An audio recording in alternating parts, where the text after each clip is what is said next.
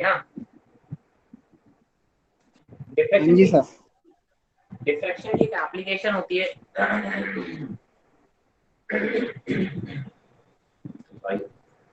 Diffraction की application होती है basically resolving power of microscope. Microscope या टेलीस्कोप की रिजॉल्विंग पावर क्या होती है? बेसिकली अगर आप देखोगे कि सर कोई भी दो चीजें जब आप देखते हो वो एक दूसरे में मर्ज दिखेंगी, आप बोलते हो इन दोनों के बीच में एक मिनिमम डिस्टेंस होनी चाहिए ताकि आप दोनों को सेपरेटली अलग अलग देख पाओ। So that there should be a minimum distance between the two bodies to be clearly visible by microscope or telescope.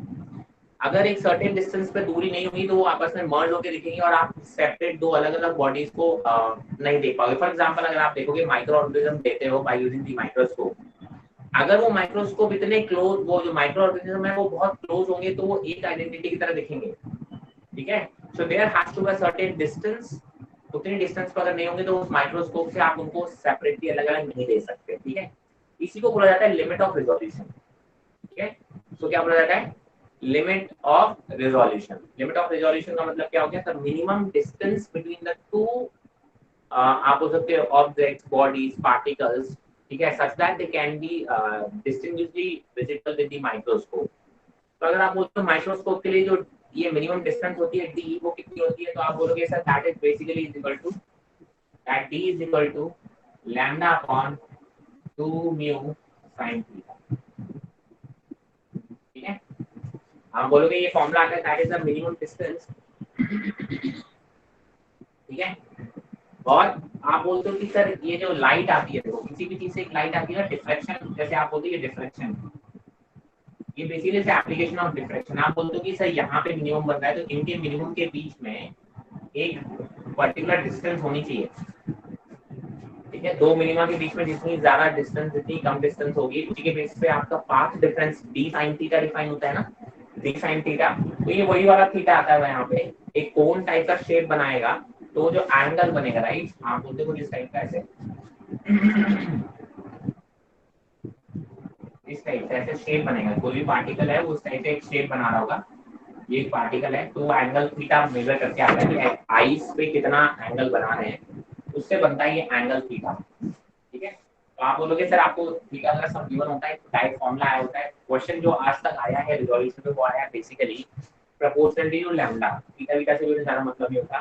तो जो रिजोल्व ये होता है limit of resolution, limit of resolution.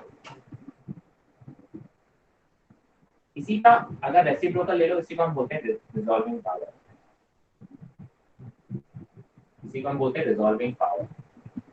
जितनी ये डिस्टेंस कम होगी, मतलब जितनी ज्यादा पास वाले पार्टिकल्स को आप दूर दूर देख पाओगे, उतनी रिजॉल्विंग पावर आप बोलोगे माइक्रोस्कोप का अच्छा है।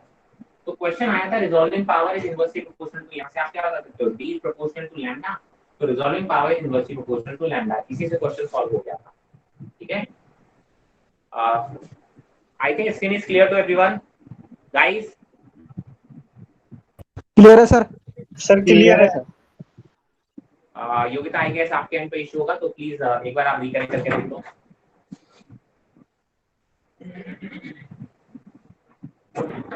ठीक है,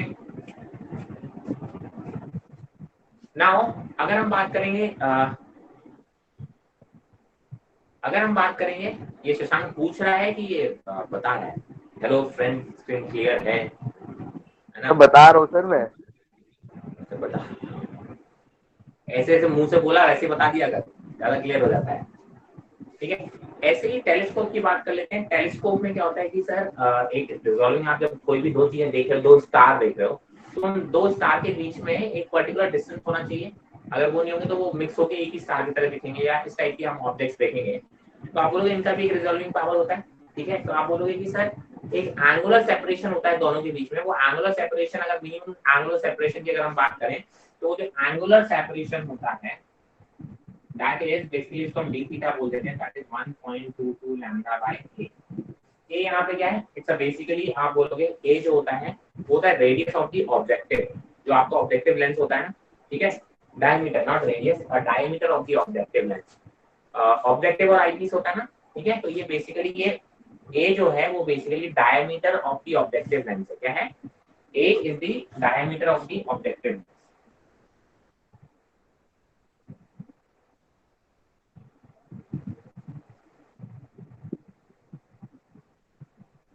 ये बेसिकली क्या है, ये एंगुलर सेपरेशन है दो ऑब्जेक्ट के बीच का। तो इसका अगर रिजॉल्विंग पावर बताना होगा तो basically that is equal to 1/d। ठीक है, तो ये माइक्रोस्कोप के लिए था और ये टेलीस्कोप के लिए था। ये दो फॉर्मूले से आपको बस बेसिकली क्वेश्चन जो आज तक पूछे गए, मुझे लगता है इससे ज्यादा कभी पूछे नहीं जाएंगे कि resolving power is inversely proportional to lambda. Mostly अगर क्वेश्चन बनेगा तो इसी से बनेगा। ठीक है, तो ये दो डिफ्लेक्शन की ही एप्लीकेशन होती है। ये दो फॉर्मूले अगर आपको याद रहेंगे तो मेरे हिसाब से उसको कोई दिक्कत होगी नहीं आपको। ठीक है, चलिए आप बोलते हैं ये जो म्यू साइन ये होता है ना, ये वैल्यू, ये वैल्यू आप बोल सकते हो। इसमें जो एक टर्म होता है जिसको हम बोलते हैं न्यूमेरिकल एपर्चर, क्या बोलते हैं इसको, न्यूमेरिकल एपर्चर, जिसमें ये जो म्यू साइन थीटा होता है ना, इसको हम बोलते हैं न्यूमेरिकल एपर्चर। एक टर्म है बस, एन ए बोल दिया जाता है, या फिर आप बोलते हैं न्यूमेरिकल एपर्चर। कभी कभी आपको ये ऐसे गिवन हो तो आप समझ जाना कि वो म्यू साइन थीटा की वैल्यू है। ये टर्म्स थोड़े से क्लियर होंगे तो आपको क्लियर हो जाएगा। तो ये बातें थी डिफ्रैक्शन की। Now we are going to talk about polarization. देखिए होता क्या है, हाँ बोलते हो कोई भी जो लाइट रे है इलेक्ट्रोमैग्नेटिक वेव्स की अगर हम बात करें तो इलेक्ट्रोमैग्नेटिक वेव्स में क्या होता है कि इलेक्ट्रोमैग्नेटिक वेव्स में इलेक्ट्रोमैग्नेटिक भी वेरी कर रहा है, मैग्नेटिक भी वेरी कर रहा है, दोनों ही, मतलब आप बोलते इलेक्ट्रिक फील्ड वेरी कर रहा है और मैग्नेटिक फील्ड वेरी कर रहा है। सब जगह इंटेंसिटी, अगर आप बोलोगे कोई भी लाइट रे जब आ रही है, ये सोर्स है, लाइट रे हर प्लेन में जा रही है, ये बेसिक है, इसको हम बोलेंगे अनपोलराइज्ड लाइट। इसको हम क्या बोलेंगे, अनपोलराइज्ड। ठीक है, अब आप बोलते हो कि सर मैं इसको पोलराइज करना चाहता हूँ, मतलब मैं एक पर्टिकुलर प्लेन में इसको कन्फाइन करना चाहता हूँ, तो मैं यहाँ पे एक पोलराइजर लगा दूंगा।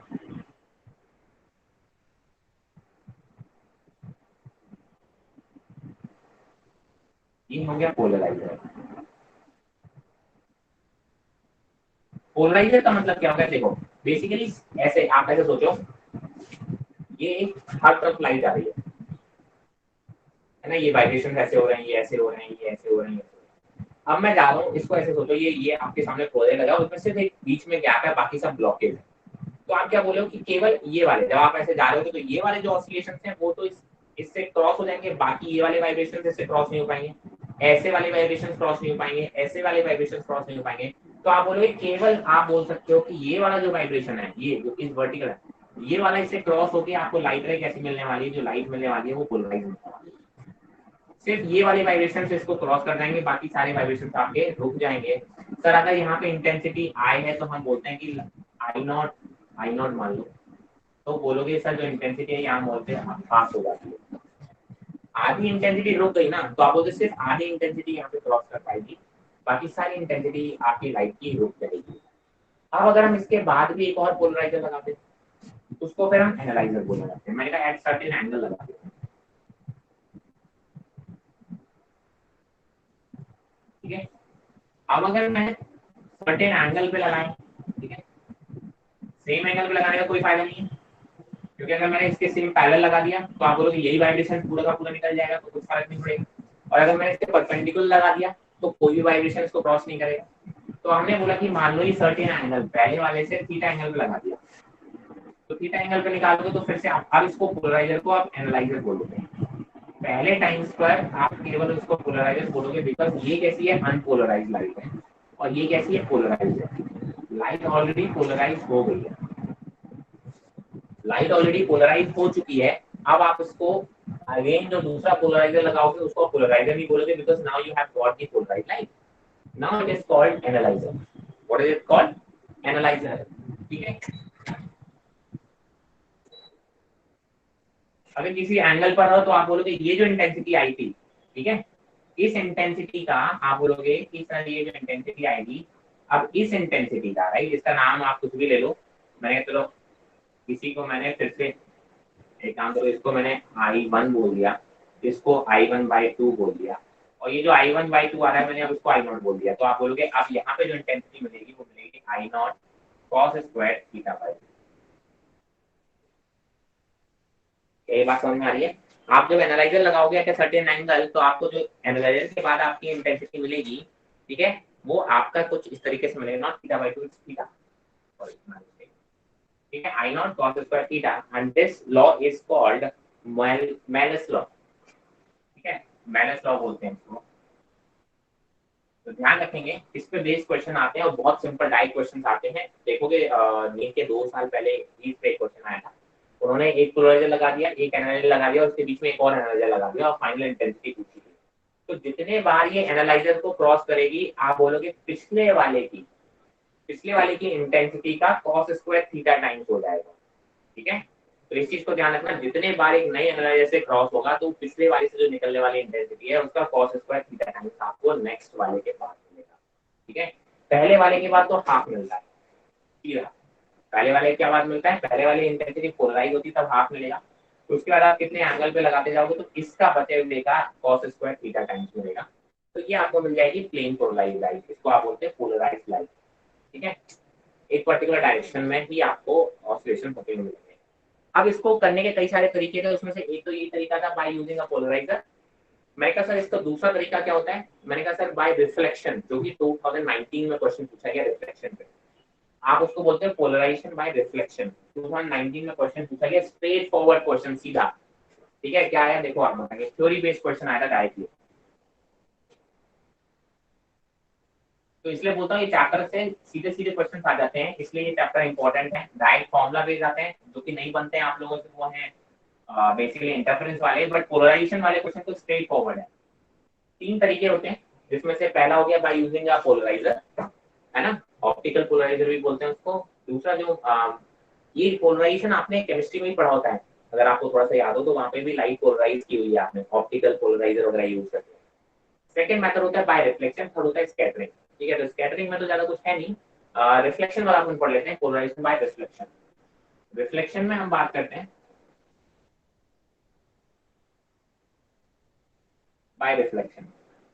आप बोलते हो कि सर ये लाइट रे यहाँ से आ रही है, ये अभी पोलराइज नहीं है, एक सर्टेन एंगल पे आप बोलोगे कुछ ये लाइट रिफ्लेक्ट हो जाएगी और कुछ लाइट रिफ्लेक्ट हो जाएगी।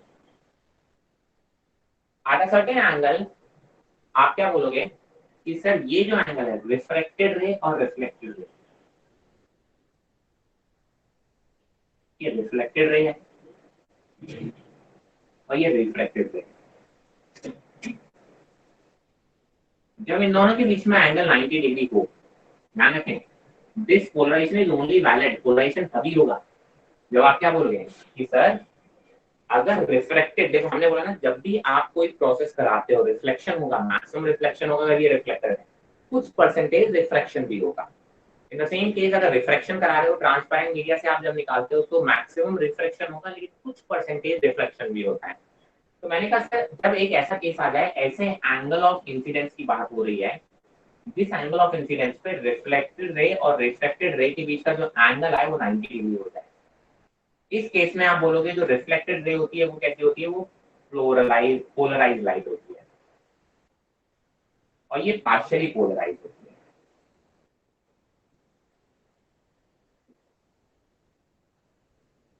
ठीक है, और मैं आई बात, आप बोलोगे कि सर ये रिफ्लेक्टेड रे आपकी पोलराइज होती है और आप बोलोगे ये जो लाइट रे होती है रिफ्लेक्टेड होती है वो पार्शियली पोलराइज होती है। ये जो एंगल होता है right, for which this is possible, this angle is called Brewster's angle.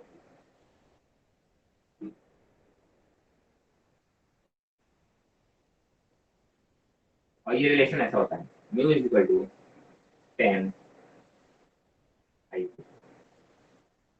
ठीक है, म्यू क्या है, reflective index of the medium.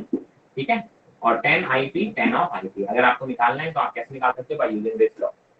ठीक है, अगर रिफ्लेक्टिव इंडेक्स पता है तो आप उसका ब्रेस्टर एंगल निकाल सकते हो। Brewster angle is the angle at which the reflected ray and the reflected ray will be perpendicular to each other, and in such case reflected ray will be polarized light while the reflected ray will be partially polarized। ठीक है, तीसरा method होता है, आप theoretically उसका कोई खास use नहीं, आप चाहो तो एक बार रीडिंग जरूर कर लेना, that is by scattering. Particle से टकराती है जब लाइट रे जाती है, मीडियम पार्टिकल से टकराते ही आपकी स्कैटरिंग के बाद भी एक लाइट रे जो सीधा परपेंडिकुलर डायरेक्शन में जाती है वो पोलराइज लाइट हो जाती है। ठीक है, इसमें ज्यादा कुछ क्वेश्चन बनने के चांसेस रहते हैं। तो ये जो दो मेथड है इसमें क्वेश्चन बनने के चांसेस रहते हैं, अगर आपको कोई डाउट है तो आप पूछ सकते हैं। Clear, any doubts? देख लो भाई, कोई डाउट हो तो।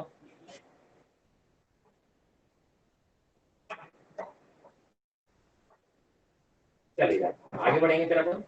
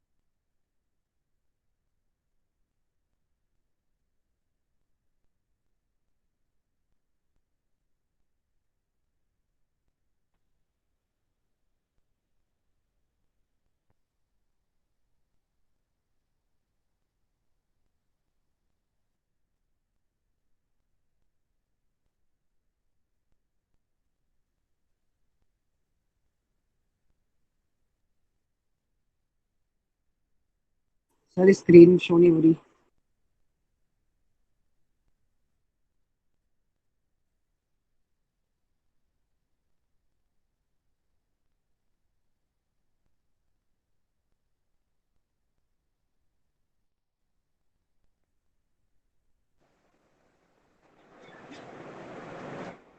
चलिए, so the next chapter is basically dual nature of matter and radiation. अब अभी तक आपने ये तो देख लिया कि जो लाइट रे है वो बेसिकली क्या है, डुअल नेचर शो करती है। ठीक है, आप वो तो वेव वेव नेचर भी शो करती है और पार्टिकल नेचर भी शो करती है। आवाज आ रही है सबको मेरी? हाँ जी सर। चलिए, अब इसमें हम बात करेंगे dual nature of matter. Matter का मतलब क्या होगा? देखो, आपने बोला कि सर डी डी ब्रॉय जो आया, जिसको आप डी ब्रोगली बोलते हो, ठीक है, उसने बोला कि sir there is every matter जिसके साथ वेव एसोसिएटेड है। मतलब हर एक मैटर, एक इलेक्ट्रॉन, एक प्रोटॉन, इनके साथ भी वेव एसोसिएटेड होती है। तो सिर्फ लाइट रे ही नहीं है डुअल नेचर, उसने बोला कि मैटर भी डुअल नेचर शो करता है, मतलब वो भी वेव नेचर शो कर सकता है एट अ सर्टेन कंडीशन। उसी को हमने फिर बोला dual nature of matter and wave, right? ठीक है, अब इसमें क्या होता है कि सर आपके कुछ डायरेक्ट फॉर्मूला इंपॉर्टेंट होते हैं। ठीक है, क्या इंपॉर्टेंट होते हैं? डायरेक्ट फॉर्मूला इंपॉर्टेंट होते हैं।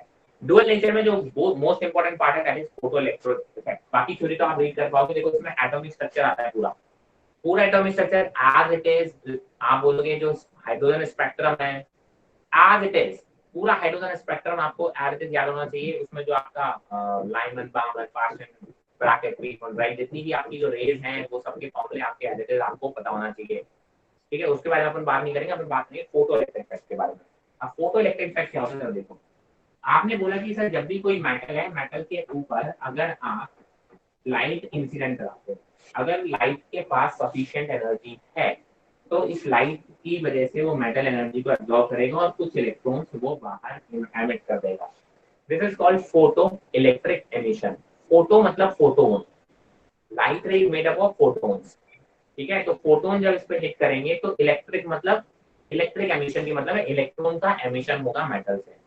हर कंडीशन में हर मेटल आपका फोटो इलेक्ट्रिक एमिशन नहीं करता, इस चीज को ध्यान रखेंगे। ठीक है, आप बोलते हैं अंडर सर्टेन कंडीशन से होता है। देखो सीधी सी बात है, अगर आपने स्पेक्ट्रम में पढ़ा होगा, हाइड्रोजन स्पेक्ट्रम में पढ़ा होगा कि सर अगर आप एक रिस्पेक्टिव एनर्जी देते हो, वही एनर्जी ये जितना गैप होता है, दो लेवल्स के बीच में गैप है, सिर्फ उतनी एनर्जी को ये लेता है और एक्साइट हो जाता है ना, अगली स्टेट पे पहुंच जाता है। अगर उससे कम एनर्जी के आप कई सारे फोटोन्स उसको दे दोगे तो वो उस एनर्जी को नहीं लेगा। What does it mean? अगर मुझे 10 इलेक्ट्रॉन वोल्ट चाहिए, तो मैं दो दो इलेक्ट्रॉन वोल्ट के 5 फोटोन लेके सोचो 10 इलेक्ट्रॉन वोल्ट ले लूंगा, ऐसा नहीं होगा।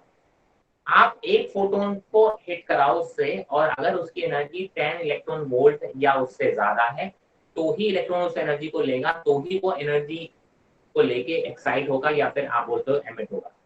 आप बोलते हो नहीं, मेरे पास एक फोटोन की एनर्जी तो बहुत कम है, एक फोटोन की एनर्जी तो बहुत कम है, बट मैं कई सारे फोटोन भेज देता हूँ, आप काम लगा लो, तो ऐसा नहीं होता। ठीक है, अगर आप बोलोगे किसी भी फोटोन की एनर्जी जो लिखा जाता है that is equal to H C by lambda, या फिर एच मी, है ना, एच इंटू फ्रीक्वेंसी। एच आपको पता है प्लैंक्स कांस्टेंट कहलाता है, that is 6.6 into 10 to the power 36 आपका एनर्जी पर जो भी है joule metre, joule metre, right, upon जो भी आएगी यूनिट है चलो खैर, चल जाएगा, जूल सेकंड। आप बोलोगे किसी भी फोटोन की एनर्जी ये होती है। मैंने कहा सर अगर आपको minimum amount of energy that is required is called work function. इसको जो मिनिमम एनर्जी चाहिए होगी वो उसको हम बोलते हैं work function of the metal. उससे ज्यादा एनर्जी का फोटोन आएगा तभी फोटो इलेक्ट्रिक इफेक्ट होगा, अदरवाइज फोटो इलेक्ट्रिक इफेक्ट नहीं होगा। ठीक है। आपसे बोलते हो कि सर जो फोटोन की एनर्जी एच न्यू है, ठीक है, मैंने कहा सर इसकी एनर्जी जो होता है मिनिमम एनर्जी जिसको हम बोलते हैं उसको हम बोलते हैं वर्क फंक्शन।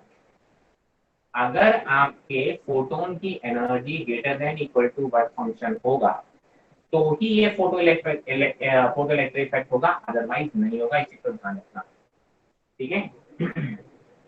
अगर आपके पास एक energy of photon work function से ज्यादा नहीं हुआ तो आप कभी भी फोटो इलेक्ट्रिक एमिशन नहीं करा पाओगे। इंटेंसिटी से आप चाहे नंबर ऑफ फोटोन बहुत सारे भेज दो, लाइट बहुत ज्यादा भेज दो, बहुत सारी इलेक्ट्रोमैग्नेटिक वेव भेज दो, बट हर इलेक्ट्रोमैग्नेटिक वेव का जो एक फोटोन है उसकी एनर्जी बहुत कम है, तो उससे काम नहीं चलेगा। मैंने कहा सर मेरी एक कंडीशन है फोटो इलेक्ट्रिक इफेक्ट की, भाई साहब जो एनर्जी ऑफ फोटोन होना चाहिए that should be greater than equal to the work function of the metal. And low work function वाले मेटल होंगे वो जल्दी फोटो इलेक्ट्रिक इफेक्ट शो करते हैं, दैट इज लाइक सोडियम है ना, पोटेशियम, इनके पास जो होते हैं वो वर्क फंक्शन कम होता है। अभी सेटअप बनाते हैं हम। ठीक है, एक काइंड ऑफ सेटअप होता है। ठीक है, उसमें कुछ भी नहीं, आपने क्या किया, एक इस टाइप की मेटेलिक प्लेट लगा दी। ठीक है, और एक ट्यूब में इसको बंद कर दिया। ठीक है, यहाँ पे एक दूसरे और इसको बैटरी से कनेक्ट कर दिया।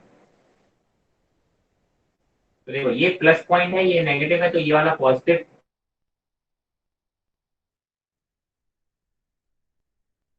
लाइट यहाँ पे गिरेगी और सफिशियंट है। ब्लर हो गया क्या?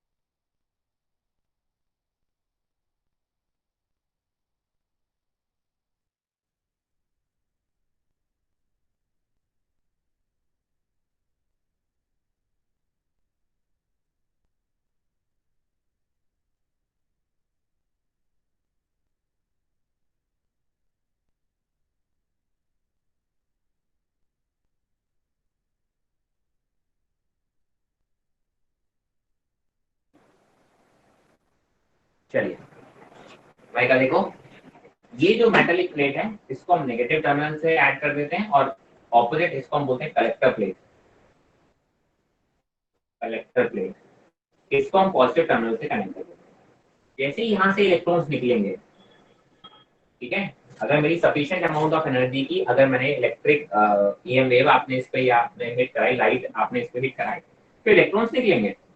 इलेक्ट्रॉन निकलेंगे तो ये नेगेटिव टर्मिनल की वजह से ये इलेक्ट्रॉन को रिपेल करेगा और ये पॉजिटिव टर्मिनल की वजह से इलेक्ट्रॉन को अट्रैक्ट करेगा। ठीक है, अब होगा क्या, मैंने कहा सर देखिए, आपने बोला कि सर यहाँ पे एक बेसिकली ये गेट है। ठीक है, यहाँ पे आप गेट के अंदर बहुत सारे लोग हैं। मैंने कहा बाहर से आपको बुलाया जाएगा। आपने बोला कि मैं बाहर से कुछ अमाउंट ऑफ पैसे दूंगा, अंदर से बाहर से फेंक रहा हूँ मैं 10 रुपए, अंदर फेंक रहा हूँ तो 10 किलो, जिसको वो 10 का नोट मिल जाएगा वो बाहर आएगा। अंदर कंडीशंस बहुत खराब है, everybody wants to come outside. मैंने एक 10 का नोट बाहर फेंका, अंदर लड़ाई झगड़ा होगा, किसी एक को मिल जाएगा। अब क्या बाकी लोग उसको इतनी आसानी से बाहर आने देंगे? सोचो, जब वो बाहर आ रहे होंगे तो वो टकराएंगे, लड़ाई झगड़ा करता हुआ, और वो गेट तक पहुंच जाएगा। अब गेट पे जो गेट कीपर है बोलता भाई साहब यहाँ से निकलने का 2 रुपए है, बिना 2 रुपए दिए तो आप निकल नहीं सकते। ठीक है, सो व्हाट हैपेंस, देखो सबसे पहली बात तो आपने अगर बाहर से 2 रुपए से कम देते, किसी एक को 2 रुपए, मान लो पहले मैंने बोला 1 रुपए मिल गया, ठीक है, तो वो जो 1 रुपए मिला मेरे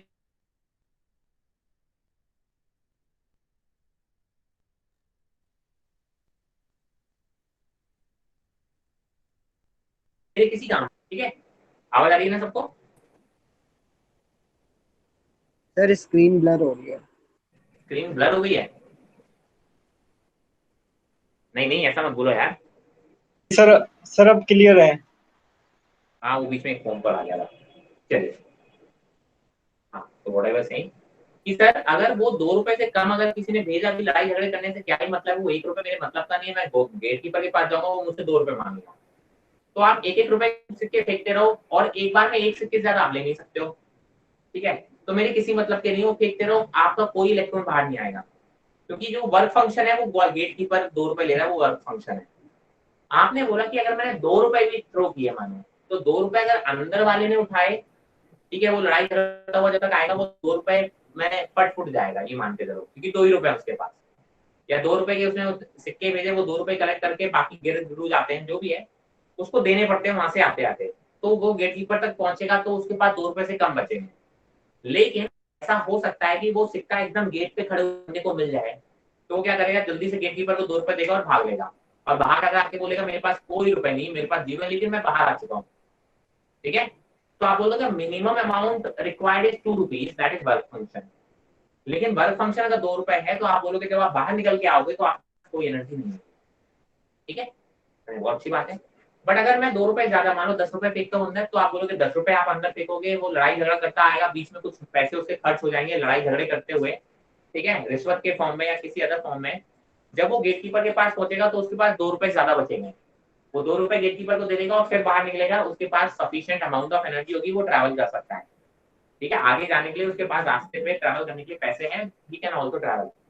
तो मैं कहना क्या चाह रहा हूँ, मैंने कहा sir maximum amount of energy किसके पास होगी, जो एकदम गेट पे खड़ा है। गेट पे खड़े हुए बंदे को मिले 10 रुपए, उसने 2 रुपए गेट कीपर को दिए और भाग लिया, उसके पास 8 रुपए एक्स्ट्रा रहेंगे हमेशा। That is called the maximum amount of energy. और बाकी अंदर किसी को मिलेगा तो वो गेट तक पहुंचते पहुंचते कुछ लॉस कर चुका होगा, तो बाकी एनर्जी क्या होगी, बहुत कम होगी। और वही बंदे निकल पाएंगे जो गेट तक पहुंचते पहुंचते जिनके पास दो दो रुपए बचे, है ना। अगर गेट तक पहुंचते पहुंचते आप 2 रुपए ज्यादा लॉस कर गए हो तो फिर आप फिर नहीं कर पाओगे। तो कहने का मतलब क्या है कि यहाँ से जब इलेक्ट्रॉन्स निकलेंगे तो किसी के पास मैक्स, देखिए ये एनर्जी ऑफ फोटोन है ना, ये क्या है, एनर्जी ऑफ फोटोन है। आप बोलोगे बेसिकली काइनेटिक एनर्जी जो बाहर निकली होगी, काइनेटिक एनर्जी किसके बराबर होगी, जो एनर्जी ऑफ फोटोन उन्होंने ली होगी उसमें से वो वर्क फंक्शन के फॉर्म में कुछ लॉस कर दिए होंगे। ठीक है। और कुछ एनर्जी और लॉस हुई होगी, है ना, वो कोलिजन वगैरह में लॉस हो गई होगी, मान लिया कुछ एक्स अमाउंट। तो आप बची हुई अमाउंट है वो काइनेटिक एनर्जी ऑफ इलेक्ट्रॉन होंगे। तो देखिए ये तो सबके लिए सेम है, गेट कीपर को देने वाला अमाउंट सबके साथ सेम है, लेकिन ये सबके लिए अलग अलग है, किसी ने ज्यादा पैसे खर्च किए रास्ते में, किसी ने कम किए बाहर निकलने में। तो आप बोलोगे यहाँ पे जो अमाउंट इलेक्ट्रॉन्स अलग अलग आ रहे हैं, किसी के पास एनर्जी कम होगी, किसी के पास ज्यादा होगी, किसी के पास बहुत कम होगी, है ना। मैक्सिमम कितनी होगी, आप बोलोगे जब ये एक्स और फाइव मिला के इसके बराबर हो जाए। आप बोलोगे वो पूरा अमाउंट वो रास्ते में ही खर्च कर दिया, निकल के बाहर आए तो मेरे पास कितनी है, जीरो एनर्जी। तो आप बोलोगे जो मिनिमम अमाउंट ऑफ एनर्जी होगी वो कितनी होगी, जीरो। मैंने कहा मैक्सिमम कितनी होगी, जब उसको यहाँ कोई भी खर्च करना ना पड़े, सिर्फ और सिर्फ गेट कीपर को देना पड़े, दैट इज कॉल्ड मैक्सिमम। क्या ये बात समझ में आया। तो आप बोलोगे यहाँ पे जो इलेक्ट्रॉन्स निकलेंगे उनके पास जीरो से लेके मैक्सिमम काइनेटिक एनर्जी तक की होगी एनर्जी। हमें तो मैक्सिमम वाले से ज्यादा मतलब होता है, तो हम तो मैक्सिमम वाले को यूज करते हैं, राइट। और आप इसको ऐसे भी लिख सकते हो, ये होती है H mu, energy of photon. और वर्क फंक्शन जो होता है वो बेसिकली होता है एच म्यू नॉट। इसी को हम बोलते हैं थ्रेशोल्ड फ्रीक्वेंसी। मतलब जो लाइट लाइट वेव है उसकी फ्रीक्वेंसी कम से कम इसके बराबर होगी या इससे ज्यादा होगी। ठीक है, तभी तो आप बोल सकते हो अगर ये फ्रीक्वेंसी ज्यादा होगी या बराबर होगी तो इसकी एनर्जी ज्यादा या बराबर होगी, इसलिए इसको बोलते हैं थ्रेशोल्ड फ्रीक्वेंसी। तो आप बोलोगे इसको ऐसे लिखो, that is kinetic energy maximum. Maximum kinetic energy किसी इलेक्ट्रॉन की कितनी हो सकती है, वो इसके बराबर हो सकती है। आप जरा देखिए, आता हो सकती है। यहाँ पे जीरो एनर्जी वाला भी हो गया, तो यहाँ पे प्लस लगा रखा है जो इसको अट्रैक्ट करके अपनी तरफ खींच लेगा, और इलेक्ट्रॉन्स यहाँ पे ट्रैवल करके यहाँ जाएंगे और ये पूरा सर्कल बन जाएगा। तो आप बोलोगे इसमें एक करंट फ्लो होने लगेगा। क्या फ्लो होने लगेगा, करंट फ्लो होने वाले। इलेक्ट्रॉन्स इधर आएंगे तो आप बोलोगे करंट किधर फ्लो होगा, इधर। इसको हम बोलते हैं फोटो इलेक्ट्रिक करंट। उसको हम क्या बोलेंगे, सेपरेटर्स को हम बोलेंगे फोटो इलेक्ट्रिक करंट। अब एक टर्म होता है जिसको हम बोलते हैं स्टॉपिंग पोटेंशियल।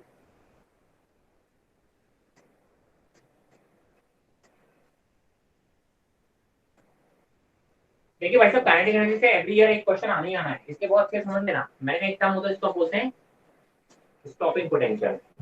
अब मैंने कहा सर मान लो अभी तो इसके सामने कैसा पोटेंशियल है, पॉजिटिव। ठीक है, पॉजिटिव है तो आप क्या बोलोगे कि सर पॉजिटिव है, इसका मतलब है कि सर जो भी इलेक्ट्रॉन आएगा भले उसकी काइनेटिक एनर्जी जीरो क्यों ना हो वो उसको अट्रैक्ट कर लेगा, सर कर लेगा। मैं चाहता हूँ स्टॉपिंग पोटेंशियल, मतलब मैं चाहता हूँ कि करंट फ्लो ना हो, मैं उसको स्टॉप कर लूँ समहाउ। अगर मैं चाहता हूँ कि मेरा करंट फ्लो ना हो तो मैं क्या करूंगा, मैं सर पॉजिटिव की जगह पे वहां पे कैसा टर्मिनल लगा दूं, नेगेटिव टर्मिनल लगा दूं, यानी जो इलेक्ट्रॉन आ रहा है उसको रिपेल कर पाए, क्या कर पाए, उसको रिपेल कर पाऊं, तो उसको बोलेंगे हम स्टॉपिंग पोटेंशियल। देखिए अगर मैं यहाँ पे जीरो भी कर दूं तब भी कुछ इलेक्ट्रॉन यहाँ ट्रैवल करके पहुंच जाएंगे। मैं चाहता हूँ यहाँ रिपल्सिव फोर्स लगाऊं, रिपल्सिव फोर्स लगाऊं तो इलेक्ट्रॉन्स को यहाँ ट्रैवल करके आने ना दूं।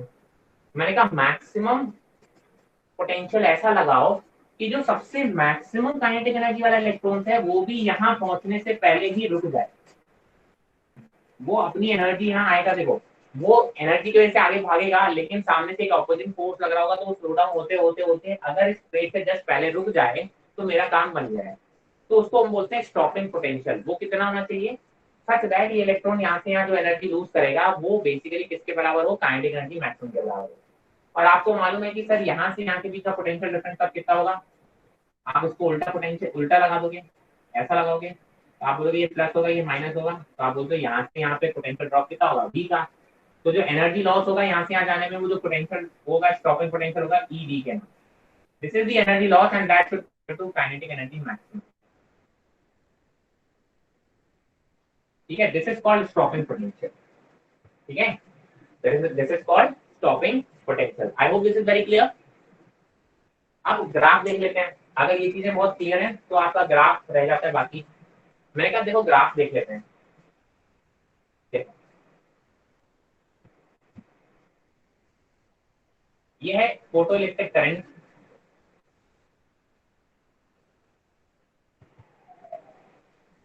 ठीक है, और आप बोलते हो स्टॉपिंग पोटेंशियल के बीच में या पोटेंशियल के बीच में।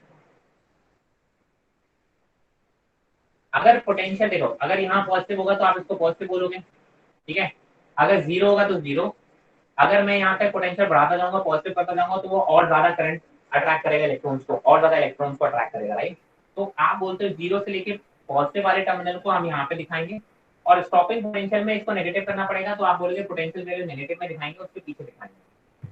तो होता क्या है, आपने बोला कि सर एक पर्टिकुलर पोटेंशियल के बाद यहाँ पे देखो ये वो पोटेंशियल है जहां पे जाके आपका करंट कैसा हो जाता है, जीरो हो जाता है, कैसा हो जाता है, जीरो। आप बोलते हो अगर मैं पोटेंशियल की वैल्यू को कम करूं, कम नेगेटिव करूं तो करंट फ्लो होना स्टार्ट हो जाएगा, करंट फ्लो होना क्या हो जाएगा, स्टार्ट हो जाएगा। आप बोलोगे और ये गलत, ऐसा बन जाएगा, इसको हम बोलते हैं सैचुरेशन करंट। देखो जब सारे इलेक्ट्रॉन्स अगर मैंने खींच लिए, जैसे जैसे मैं पोटेंशियल को बढ़ाता जा रहा हूँ, जैसे जैसे मैं पोटेंशियल को बढ़ाता जा रहा हूँ देखिए करंट बढ़ता जा रहा है बढ़ता जा रहा है, एक अप टू लिमिट, क्योंकि जब सारे इलेक्ट्रॉन्स मैंने खींच लिए अब खूब मैं पोटेंशियल बढ़ाता रहा हूँ, इलेक्ट्रॉन्स तो मेरे पास उतने ही मिल रहे हैं ना, तो मैं करंट को नहीं बढ़ा सकता, ठीक है। और अगर मैं बोलूं कि सर इसमें वी फिक्स रखो, सेम फ्रीक्वेंसी की एनर्जी अगर मैं डालूंगा तो आप बोलोगे कि सर सॉरी आप बोलते हो कि फ्रीक्वेंसी अलग करता जाऊं, अलग अलग फ्रीक्वेंसी की बात करूं और इंटेंसिटी सेम रखूं, आई सेम रखूं,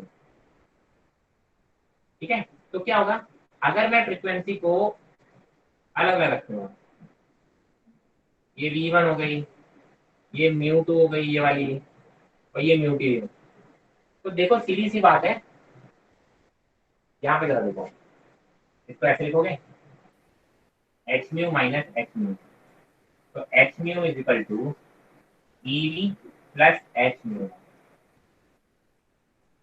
ठीक है, या आप ऐसे कर लो इसको। मैंने कहा सर ये चीज तो फिक्स है, ये चीज आप बढ़ाओगे तो वी की वैल्यू बढ़ानी पड़ेगी आपको, नेगेटिव वी की वैल्यू बढ़ानी पड़ेगी, किसकी बढ़ानी पड़ेगी, नेगेटिव वी की। देखिए अगर मैं फ्रीक्वेंसी को बढ़ाता जाऊंगा तो स्टॉपिंग पोटेंशियल बढ़ता जाएगा, ये स्टॉपिंग पोटेंशियल V1 है, ये स्टॉपिंग पोटेंशियल V2 है, ये माइनस माइनस माइनस बोल दो। अगर मैं अपनी फ्रीक्वेंसी को बढ़ाऊंगा तो आप बोलोगे कि सर आपको स्टॉपिंग पोटेंशियल भी बढ़ाना पड़ेगा, बट मैक्सिमम करंट सबके लिए सेम है because maximum number of electrons सबके लिए सेम है। इंटेंसिटी बताता है नंबर ऑफ फोटॉन्स, कितने ज्यादा नंबर ऑफ फोटॉन्स मिल रहे हैं, तो ये नंबर ऑफ फोटॉन सबके लिए सेम है, बट अलग अलग एनर्जी के लिए अलग अलग आप बोलोगे स्टॉपिंग पोटेंशियल होगा। जिसकी फ्रीक्वेंसी जितनी ज्यादा होगी, मतलब जितनी एनर्जी ज्यादा होगी एनर्जी, तो आप बोलोगे उतना ही स्टॉपिंग पोटेंशियल ज्यादा रिक्वायर्ड होगा, ठीक है। आई hope this is very clear. चलिए आप बोलते हो कि अगर मैं फ्रीक्वेंसी को सेम रख लो। क्या करोगे आप, फ्रीक्वेंसी को सेम कर लो, ये फोटोइलेक्ट्रिक करंट है ना, एम्पियर या मिली एम्पियर में आएगा। आप बोलोगे यहाँ पे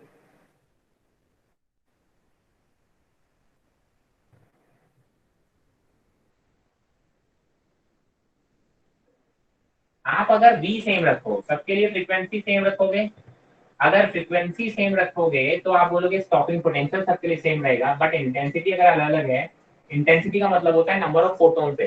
अगर मेरे पास ज्यादा नंबर ऑफ फोटोन्स आएंगे तो आप क्या बोलोगे, ज्यादा इलेक्ट्रॉन्स रिलीज होंगे, ज्यादा फोटोन्स मतलब ज्यादा नोट है मेरे पास, है ना, जितने नोट में अंदर फेंक पाऊंगा उतने ज्यादा इलेक्ट्रॉन बाहर आ जाएंगे, तो आप बोलोगे उतनी ज्यादा करंट फ्लो हो सकता है। तो अगर मैं इंटेंसिटी की बात करूं, ये I1 इंटेंसिटी है, ये I2 इंटेंसिटी है और ये I3 है। तो जितनी ज्यादा इंटेंसिटी है उनके लिए सैचुरेशन करंट उतना ही ज्यादा आएगा, ठीक है, ये करंट है, ध्यान रखना। आई को मैं स्मॉल आई नोट कर देता हूँ वरना कंफ्यूज हो जाओगे। तो ये जो दो ग्राफ है ये बहुत इंपॉर्टेंट रोल प्ले करते हैं, आपको ये ग्राफ पे डेटा आई क्वेश्चन पूछ जाते हैं या फिर इस फॉर्मूले पे क्वेश्चन बहुत ज्यादा पूछे जाते हैं, मतलब एवरी ईयर एक क्वेश्चन फोटो इलेक्ट्रिक इफेक्ट का गारंटेड है। इसलिए बोलता हूँ छोटा सा है, आप इसको जरूर पढ़ लें, इसमें कहीं कोई दिक्कत,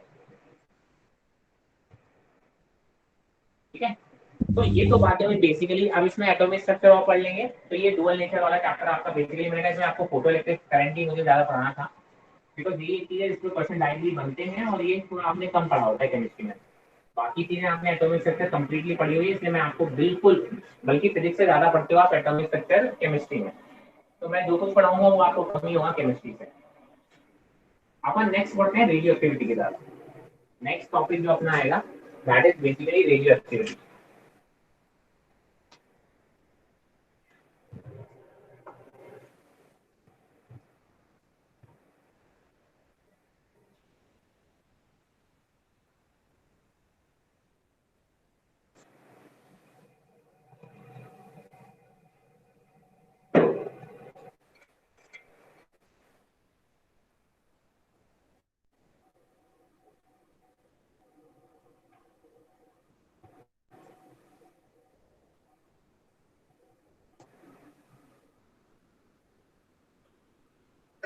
चलिए, अब ये सब तो बेसिक बातें सबको ही पता होंगी। न्यूक्लियस होता है बीच में और आसपास इलेक्ट्रॉन होते हैं, ठीक है। यहाँ पे न्यूट्रॉन्स प्लस प्रोटॉन्स बहुत बहुत होते हैं, यहाँ पे इलेक्ट्रॉन घूम रहे होते हैं, ठीक है। एक टर्म होता है जिसको हम बोलते हैं Z, Z is basically number of protons, number of protons, और इलेक्ट्रॉन भी बोल देते हैं ना, न्यूट्रल एटम, ठीक है। और दूसरा होता है किसी को हम एटॉमिक नंबर बोल देते हैं, क्या बोलते हैं इसको, एटॉमिक नंबर। एक टर्म होता है जिसको हम बोलते हैं मास नंबर।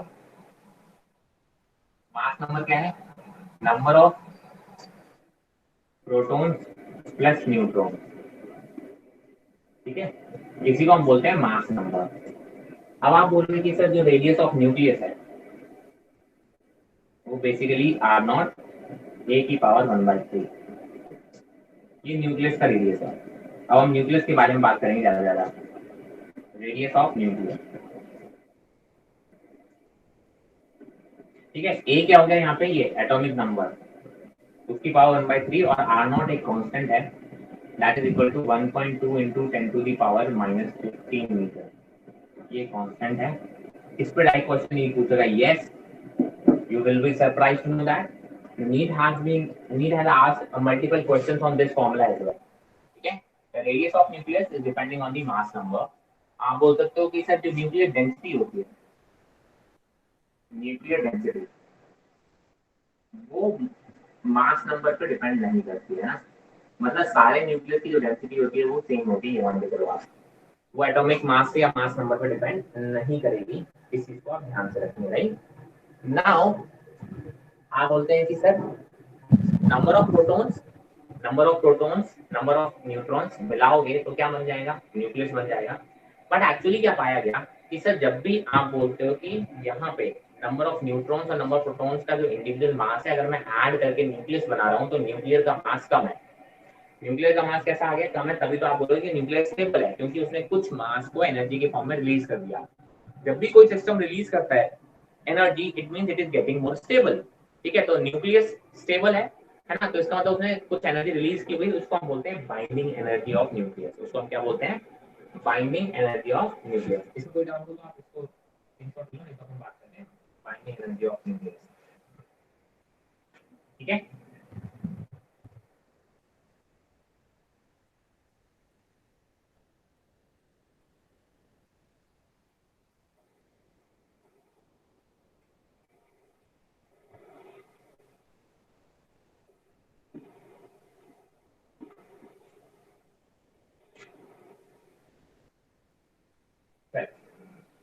मैंने कहा सर अगर मैं बात करूं, एक न्यूक्लियस है, न्यूक्लियस में बाइंडिंग एनर्जी की बात करूं, बाइंडिंग एनर्जी ऑफ न्यूक्लियस।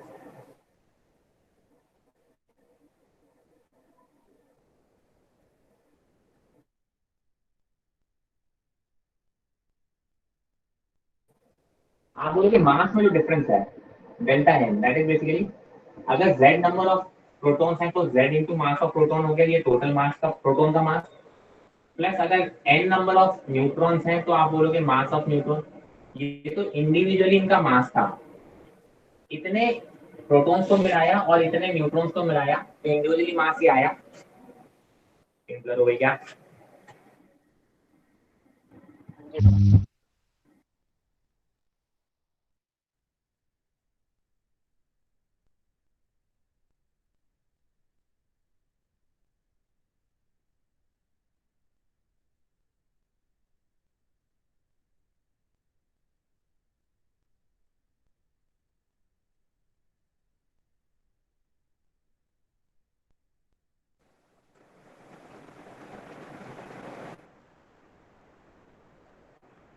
चलिए, मैंने कहा सर अगर इतने नंबर ऑफ प्रोटॉन्स का मास कितना हो जाएगा, z इंटू एम पी। एक प्रोटॉन का मास एम पी है, अगर आप इतने न्यूट्रॉन्स को मिला रहे हो तो टोटल मास ऑफ न्यूट्रॉन्स हो जाएगा n इंटू एम एन। लेकिन अगर मैं न्यूक्लियस का मास बोलूं ये, तो वो इनसे कम आता।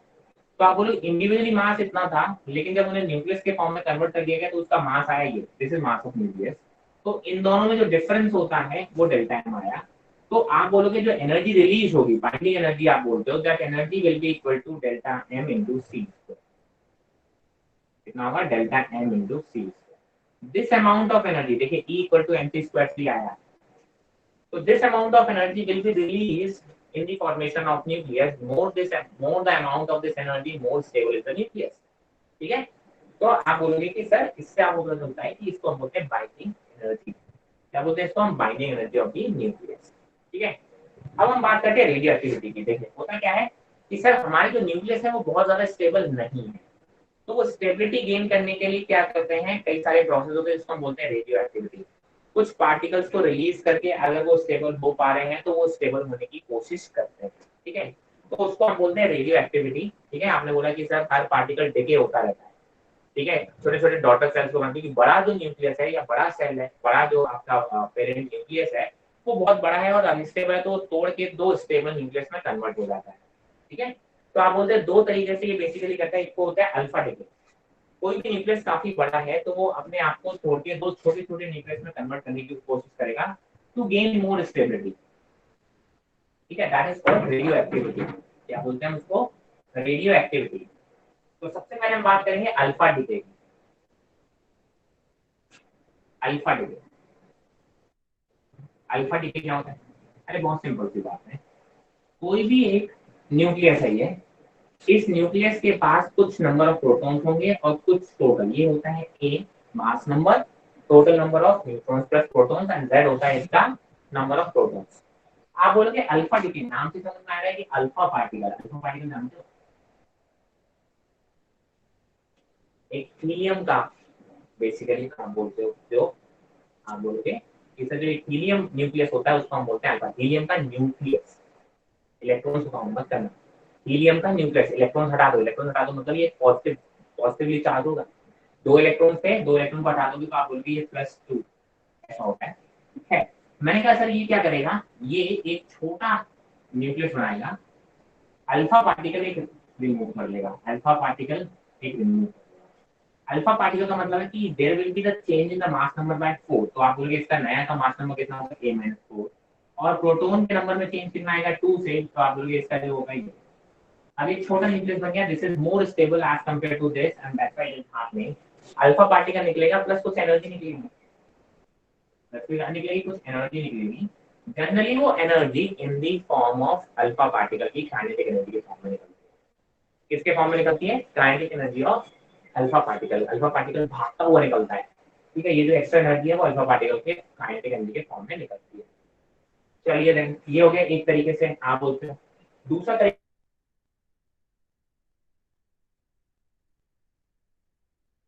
क्या होता है, उसको होते हैं, एक होता है beta minus decay. Beta minus decay में क्या होता है, अगर हुआ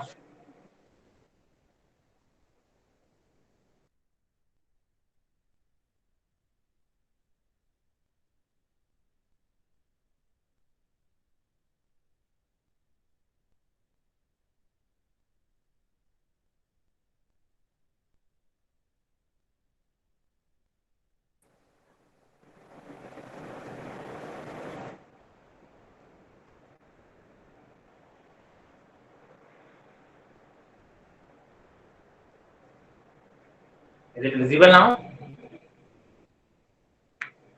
यस सर, क्लियर है। चलिए ठीक है। आप बोलते हो कि beta minus decay, beta minus decay मैंने कहा सर जब नंबर ऑफ न्यूट्रॉन्स और प्रोटॉन्स में नंबर ऑफ न्यूट्रॉन्स कहीं ज्यादा होते हैं तो एक न्यूट्रॉन ब्रेक करके प्रोटॉन में कन्वर्ट हो जाता है, ठीक है। उसको हम बोलते हैं बीटा माइनस डीके। एक न्यूट्रॉन ब्रेक होके एक प्रोटॉन में कन्वर्ट हो जाएगा, ठीक है। चार्ज कंजर्वेशन देखो, प्रोटॉन पॉजिटिव होता है, ये न्यूट्रल था, तो आप बोलते हैं अगर इधर न्यूट्रल है तो इधर भी न्यूट्रल होगा, तो एक इलेक्ट्रॉन भी बनेगा, एक प्रोटॉन भी बना और एक इलेक्ट्रॉन भी बना, ठीक है। प्लस एक आप बोलते हो एक पार्टिकल और निकलता है जिसको हम बोलते हैं एंटी न्यूट्रिनो पार्टिकल। इसे बैलेंसिंग के लिए यूज होता है, ठीक है। इसको हम बोलते हैं बीटा माइनस डीके। देखिए इसमें नंबर ऑफ न्यूट्रॉन एक कम हुआ और नंबर ऑफ प्रोटॉन्स आपका बढ़ गया, ठीक है। तो आप बोलोगे अगर ये पार्टिकल कोई बीटा माइनस डीके कर रहा है तो क्या करना होगा, मान लो ये ऐसा था,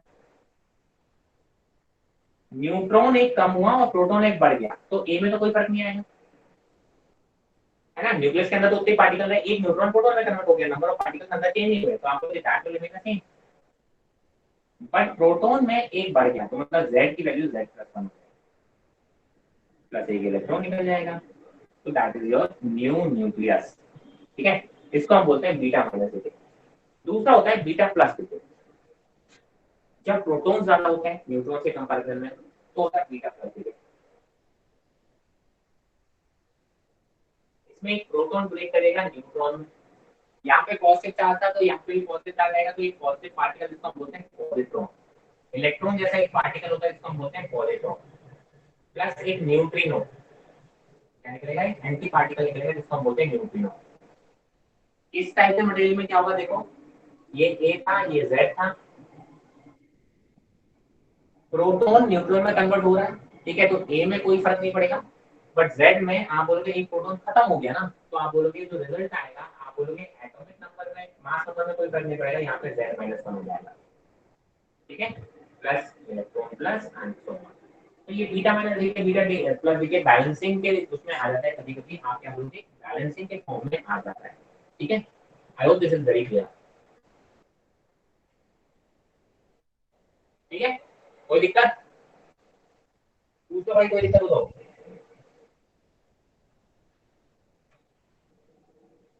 नो सर, क्लियर है। चलिए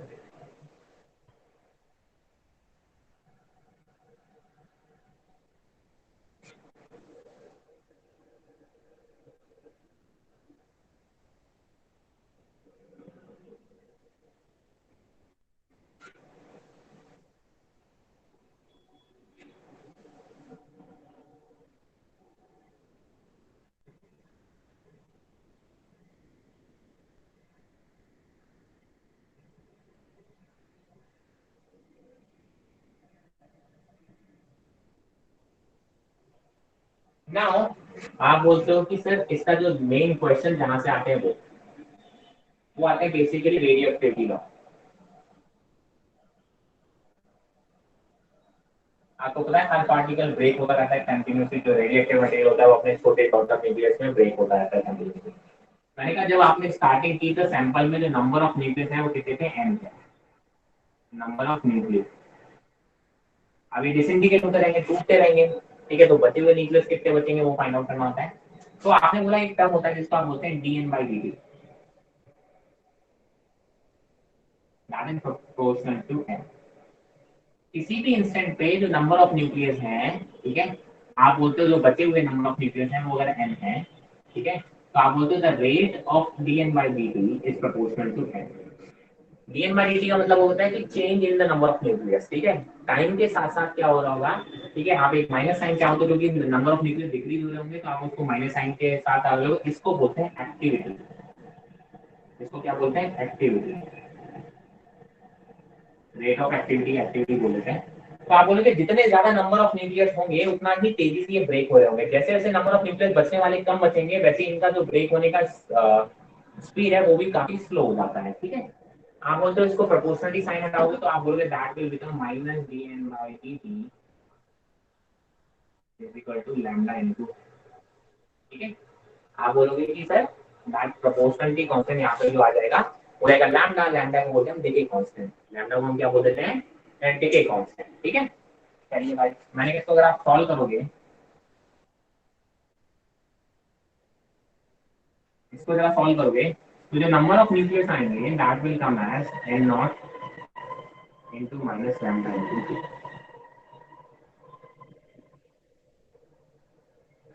किसी भी टाइम पे ये बचे हुए न्यूक्लियस हैं, ये है original number of nucleus e की power minus lambda into T, T time बाद। ये जब t इक्वल टू 0 पे आप बोलोगे t इक्वल टू 0 पे नंबर ऑफ न्यूक्लियस कितने होंगे, तो आप बोलोगे सर n0। और किसी भी टाइम t पे आपको नंबर ऑफ न्यूक्लियस निकालने तो आप बोलोगे वो कितने होंगे बचे हुए, that will be equal to, ये रिमेनिंग न्यूक्लियस है, ध्यान रखना,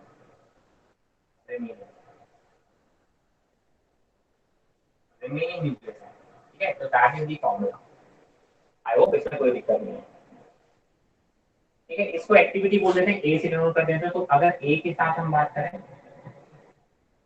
ए के साथ भी ऐसी रिलेशन आ जाता है तो आप बोलोगे ए नॉट इंटू ई की पावर माइनस लैम्डा इंटू, ये एक्टिविटी है, ये वाली एक्टिविटी की बात कर रहे हैं।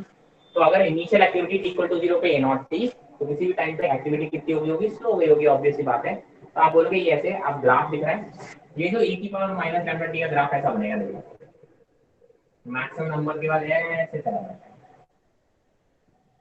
ठीक है। एक्सपोनेंशियली डिक्रीज करेंगे नंबर ऑफ न्यूक्लियस, ठीक है, बहुत तेजी से नंबर ऑफ न्यूक्लियस डिक्रीज करेंगे। अब इसमें दो टर्म होती है बहुत ही इंपॉर्टेंट है, इसको बोलते हैं हाफ लाइफ।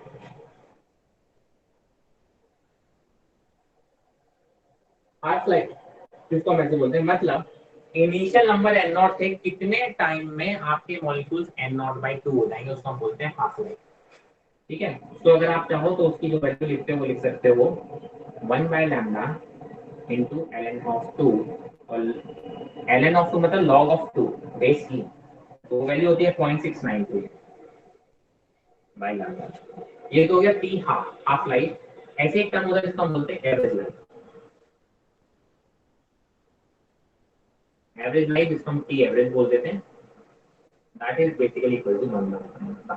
ये दो फॉर्मूले हैं और बस ये जो चीजें हैं इन्हीं के बेसिस पे एक क्वेश्चन गारंटेड आता है, गारंटेड।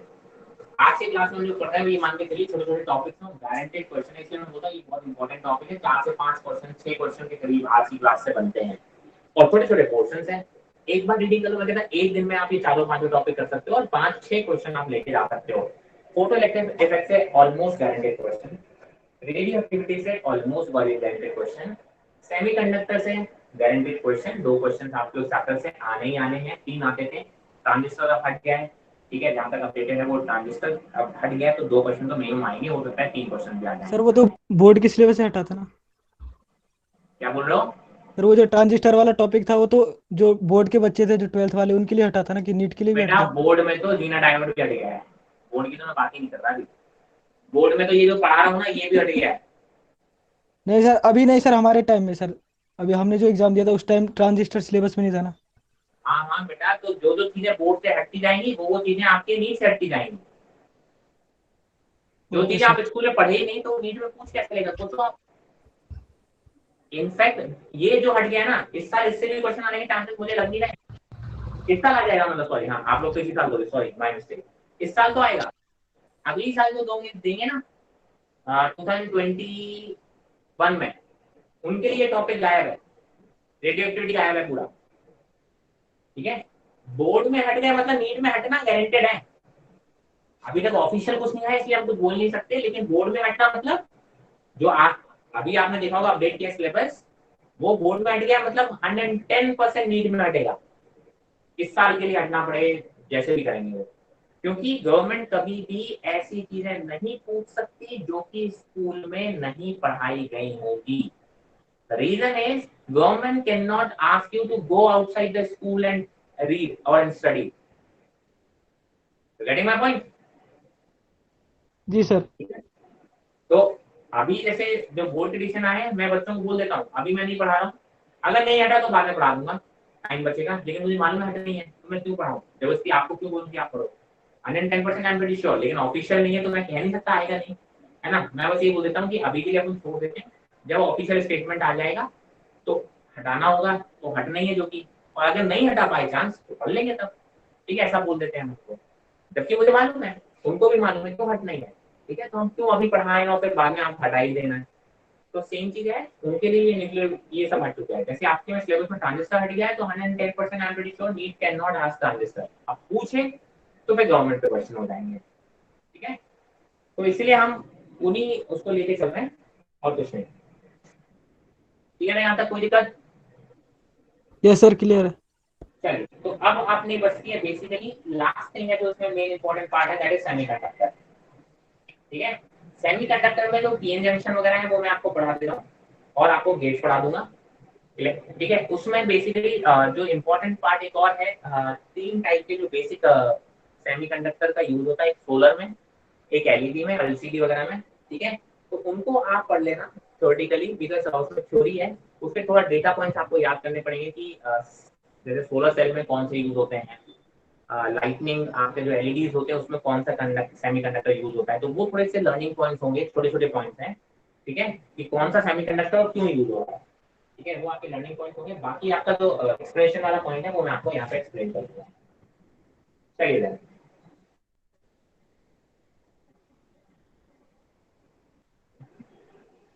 छोटे छोटे पॉइंट्स हैं, ज्यादा नहीं है।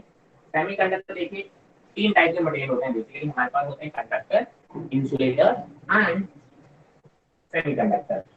कंडक्टर वो होते हैं जो बहुत इजीली इलेक्ट्रिसिटी को कंडक्ट करते हैं, इंसुलेटर वो होते हैं जो इलेक्ट्रिसिटी को कंडक्ट नहीं करते हैं, जबकि सेमीकंडक्टर ऐसे टाइप के मटेरियल होते हैं जो इलेक्ट्रिसिटी को कंडक्ट करते भी हैं और नहीं, मतलब थोड़ी थोड़ी करते हैं, इंसुलेटर से तो ज्यादा करते हैं बट कंडक्टर से कम करते हैं।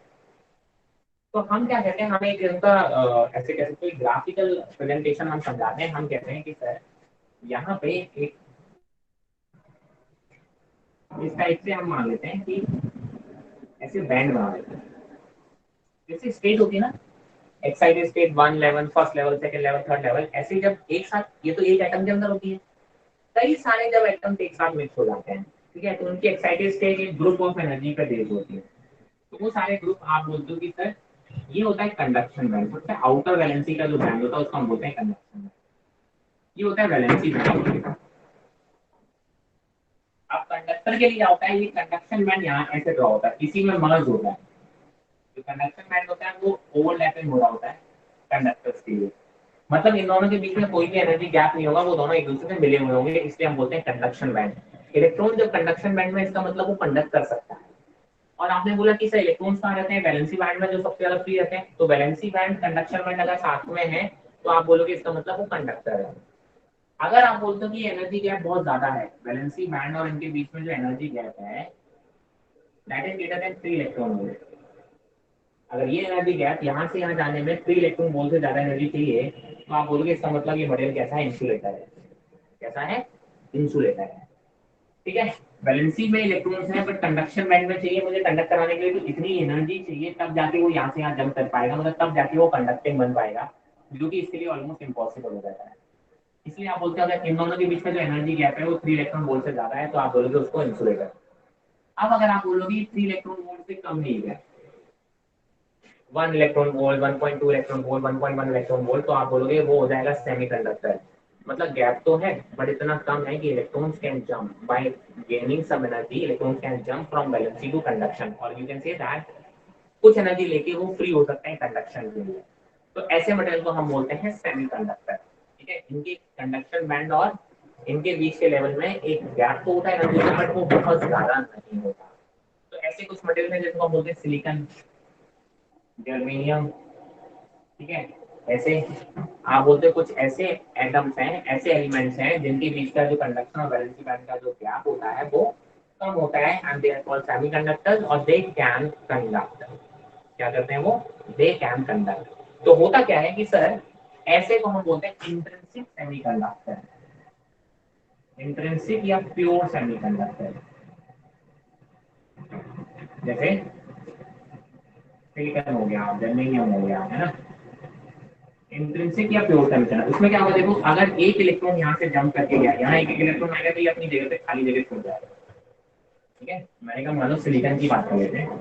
सिलिकॉन बेसिकली कितने इलेक्ट्रॉन्स हैं? 8 इलेक्ट्रॉन्स हैं इसके वजह से। नहीं सॉरी, 4 इलेक्ट्रॉन्स हैं, चारों के नीचे 4 इलेक्ट्रॉन्स, 4 इलेक्ट्रॉन्स हैं। वो 4 शेयरिंग से बनाएगा बगल वालों से, ऐसे हम ड्रॉ कर लेते हैं। एक दूसरा सिलिकॉन,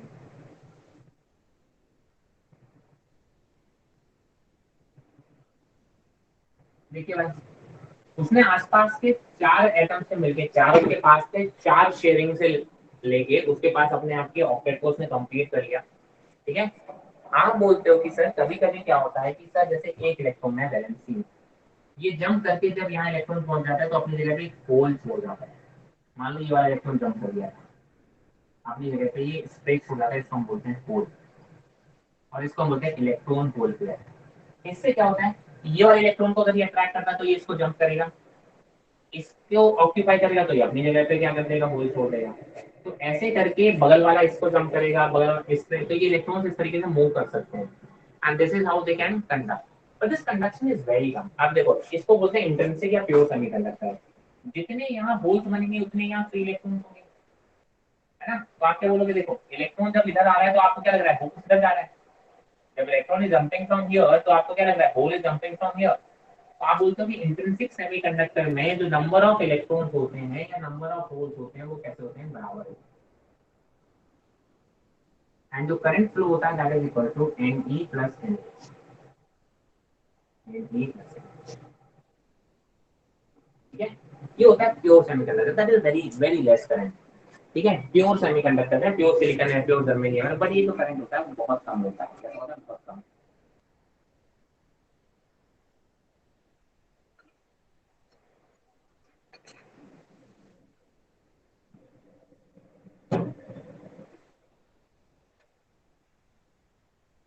चलिए, मैंने कहा सर हम क्या चाहते हैं कि सर इसकी कंडक्टिविटी थोड़ी सी इंक्रीज कर दें, तो हम क्या करेंगे, हम इसमें थोड़ी सी इम्प्योरिटीज मिलाएंगे। क्या मिलाएंगे, इम्प्योरिटीज।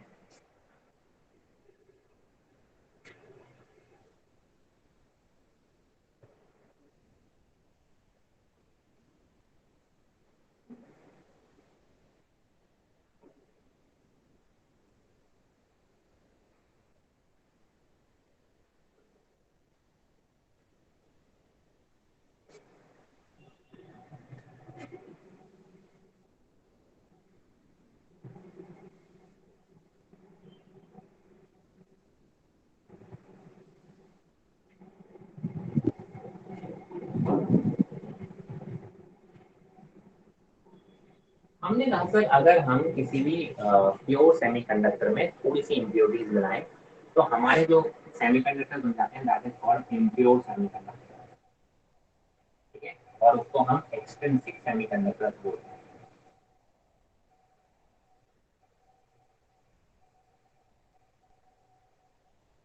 हाँ, इम्प्योर या एक्सट्रिंसिक सेमीकंडक्टर। अब होता क्या है, दो तरीके से हम बनाते हैं, एक पी टाइप होगा और एक होगा एन टाइप। समझ में आ जाएगा क्यों होगा। अगर मैं सिलिकॉन में एक सिलिकॉन को रिप्लेस करके एक पेन ट्राइवेलेंट एटम से रिप्लेस, ये सिलिकॉन, मैं अगर उसमें देखिए सिलिकॉन 4 वैलेंसी इलेक्ट्रॉन्स हैं, अगर मैं सिलिकॉन में एक ट्राइवेलेंट एटम इसमें ऐड कर दूं इम्प्योरिटीज के फॉर्म में, कुछ थोड़ी बहुत इम्प्योरिटीज के फॉर्म में, ट्राइवेलेंट, ट्राइवेलेंट मतलब जिसके पास 3 हो, फॉर एग्जांपल आप बोलते हो एल्यूमिनियम, एल्यूमिनियम के पास 3 होते हैं।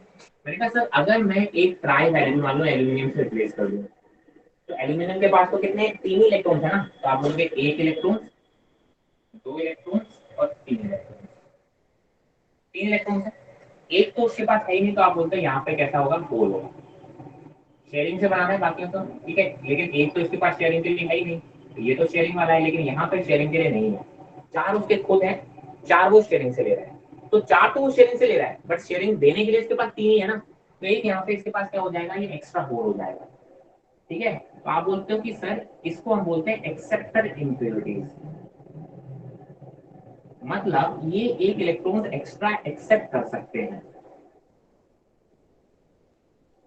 तो न्यूट्रल स्टेट में भी देखो कि सर हर एक इम्प्योरिटी एक होल एक्स्ट्रा ऐड कर देंगे, तो आप बोलते हो इस केस में जो नंबर ऑफ होल्स होते हैं वो बड़े ज्यादा होते हैं, नंबर ऑफ इलेक्ट्रॉन, जो होल्स होते हैं वो नंबर ऑफ इलेक्ट्रॉन से ज्यादा होंगे, इलेक्ट्रॉन होल पेयर बन होंगे, वो तो एक होल एक इलेक्ट्रॉन बना रहा होगा, लेकिन हर एक इम्प्योरिटी एक एक्स्ट्रा होल ऐड करा रहा होगा, ठीक है, इसीलिए इसको हम बोलते हैं पी टाइप, मतलब अगर देखा जाए तो ये पॉजिटिव टाइप थोड़ा सा हो गया, 4 में से एक इलेक्ट्रॉन कम हो गया तो एक पॉजिटिव साइन टाइप का हो गया, तो इसलिए इसको हम बोलते हैं पी टाइप, ठीक है। आप बोलते हैं यहाँ पे ट्राइवेलेंट इम्प्योरिटीज ऐड की जाती है, मतलब एक इलेक्ट्रॉन कम होता है सिलिकॉन के रिस्पेक्ट में। एन टाइप में ऐसा उल्टा हो जाएगा, अगर आप कोई पेंटावेलेंट है ना, अगर आप कोई पेंटावेलेंट इम्प्योरिटीज ऐड करा दो, तो आप बोलोगे सर उसके पास 5 वैलेंसी इलेक्ट्रॉन होंगे, 4 तो शेयरिंग में यूज हो रहे होंगे उसके, एक एक्स्ट्रा फ्री होगा, उसको कोई शेयर करने वाला नहीं होगा, तो आप बोलोगे वो फ्री घूम रहा होगा, तो एक इलेक्ट्रॉन उसमें ऐसा घूमता रहेगा, तो आप बोलोगे यहाँ पे जो नंबर ऑफ इलेक्ट्रॉन है वो नंबर ऑफ होल से ज्यादा होंगे, और इनको हम बोलते हैं एन टाइप, बिकॉज आप बोलते हो कि सर जो आपका न्यूक्लियस है ये जैसे यहाँ पॉजिटिव था क्योंकि इसके पास एक इलेक्ट्रॉन की कमी थी सिलिकॉन के रिस्पेक्ट में, ऐसे ही वहां पे जो एटम आप ऐड करोगे वो सिलिकॉन के रिस्पेक्ट में एक्स्ट्रा इलेक्ट्रॉन रखता है, मतलब एक वो नेगेटिव टाइप का होगा बेसिकली, है ना।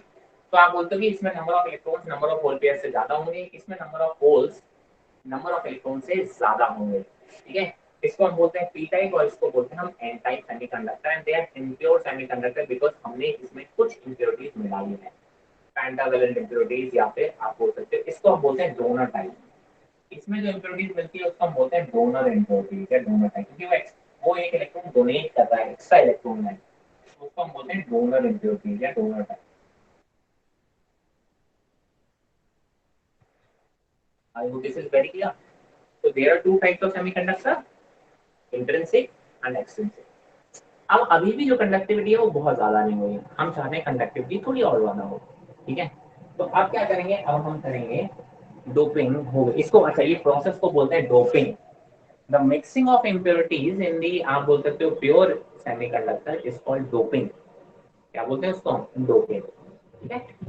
चलिए अब हम बात करेंगे बेसिकली एन टाइप और पी टाइप को हम क्या करेंगे, कंबाइन करेंगे, डायोड बनाएंगे।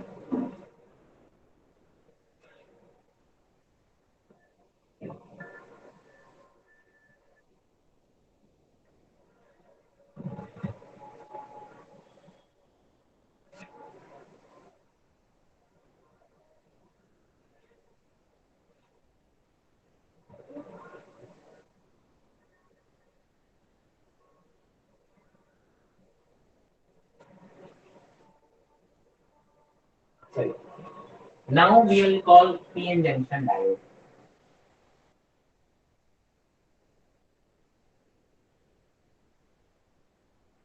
बेसिकली एक एन टाइप लो और एक पी टाइप लो और इनको आपस में क्या कर दो,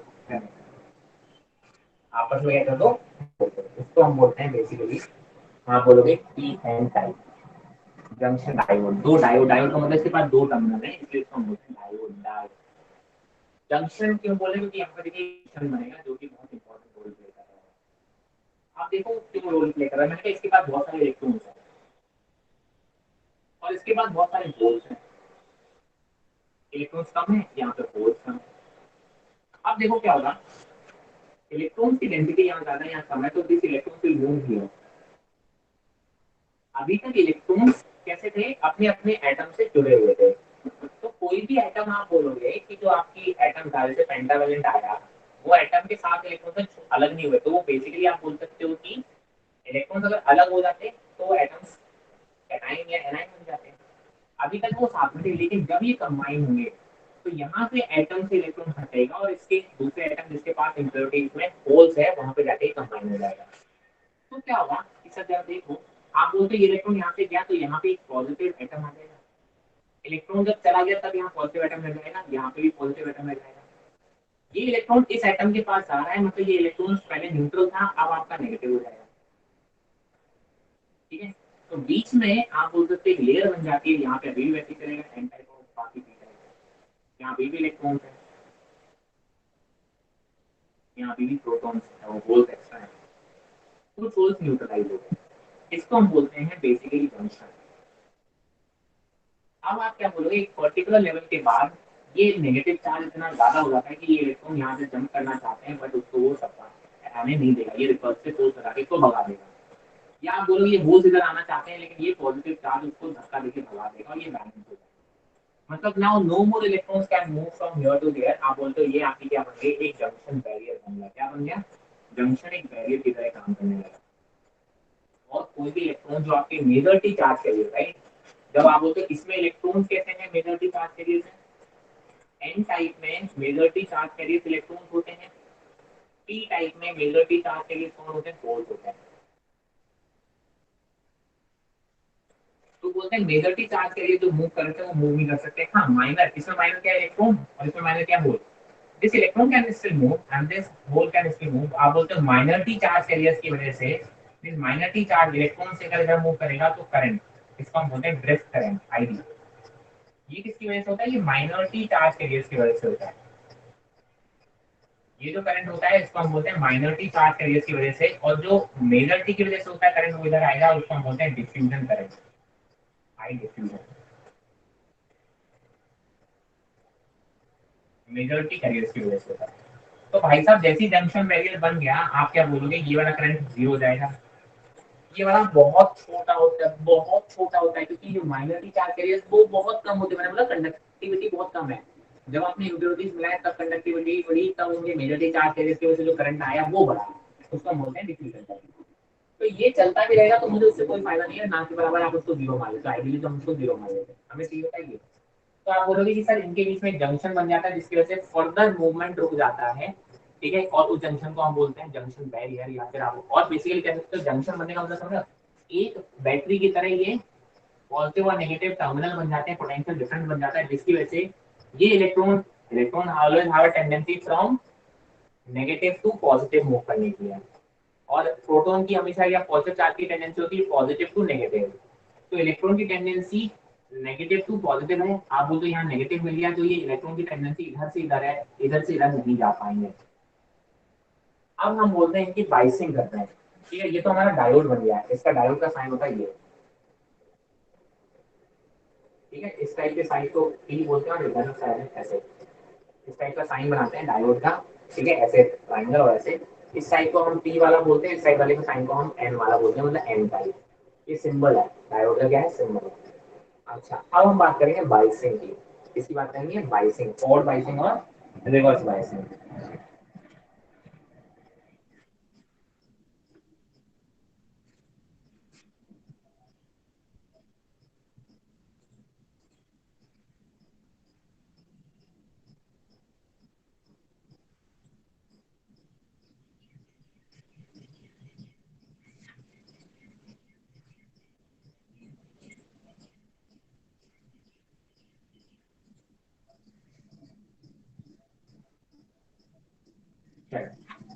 मैंने कहा बाइसिंग,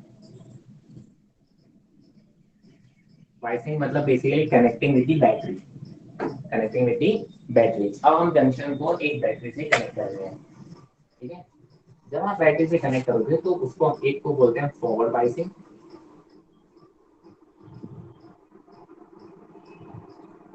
और एक को बोलेंगे रिवर्स बाइसिंग।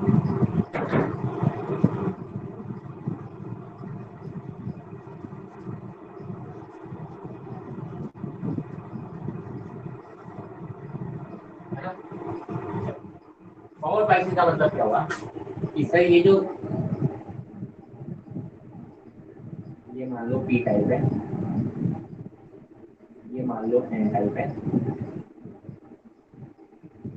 और बीच में यहाँ पे आयंस कर दिया जो कि डिप्लेशन लेयर भी बोलते हैं, डिप्लेशन लेयर, जंक्शन डायरेक्ट।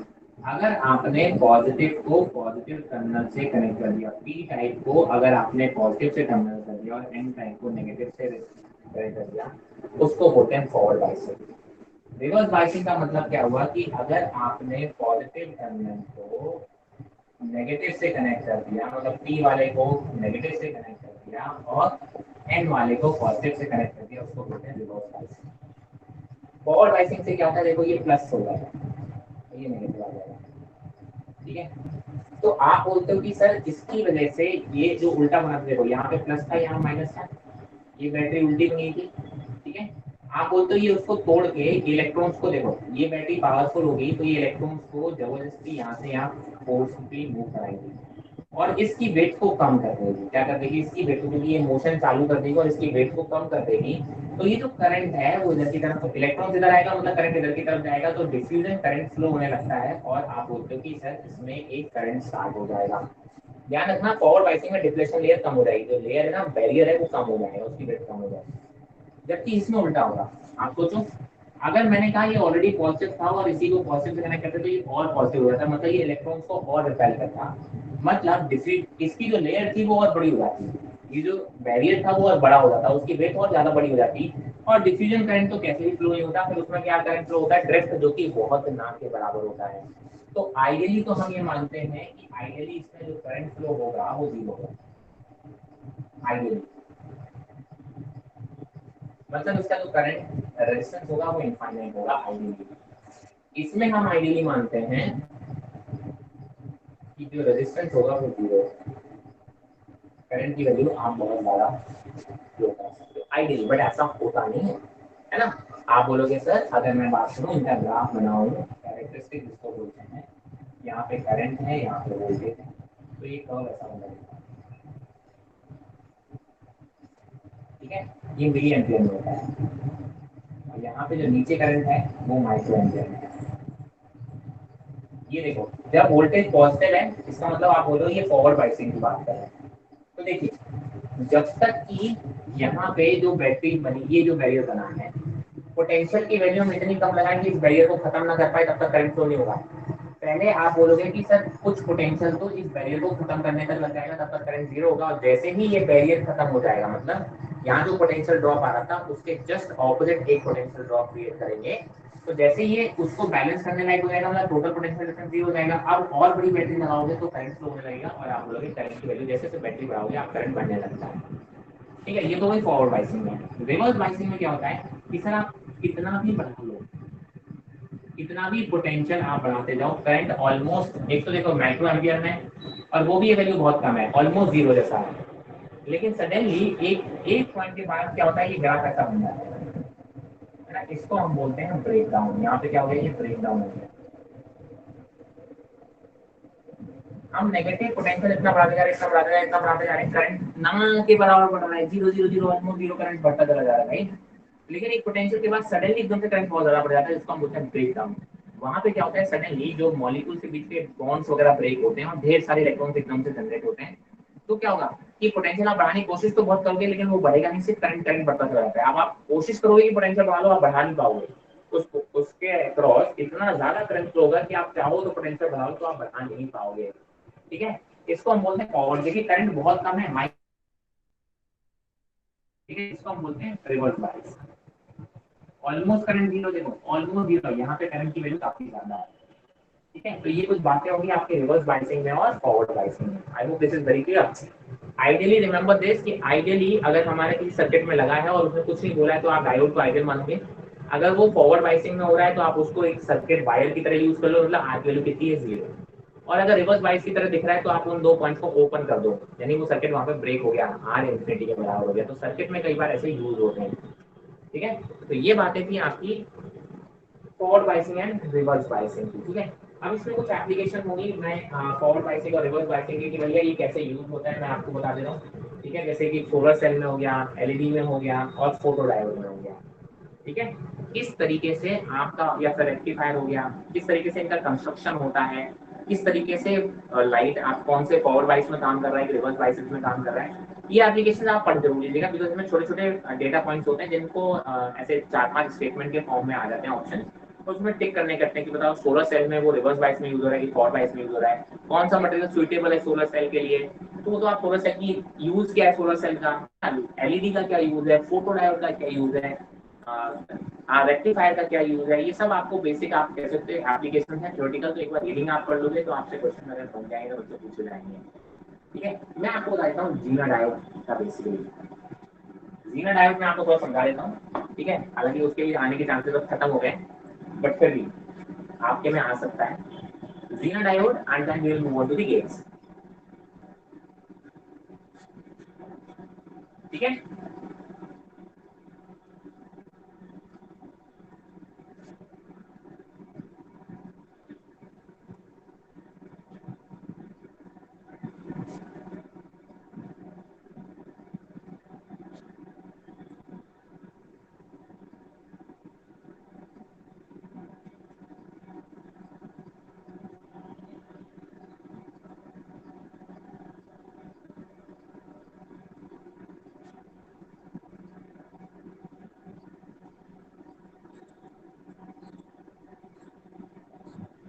चलिए,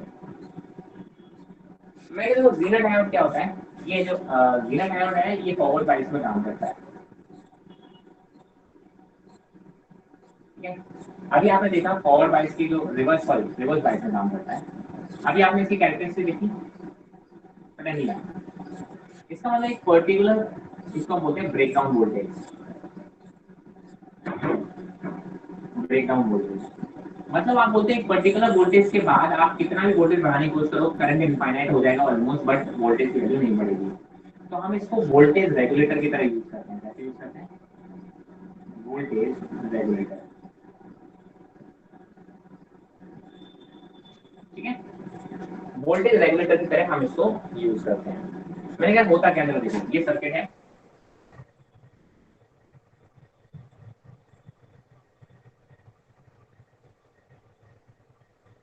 इसका जो सिंबल होता है वो ऐसा होता है, थोड़ा जेड सा बना होता है। डायोड होता है उसको बस जेड सा और बना होता है, यहाँ पे ना डायोड को ऐसे जेड शेप का बना देते हैं, ये डायोड है। मान लो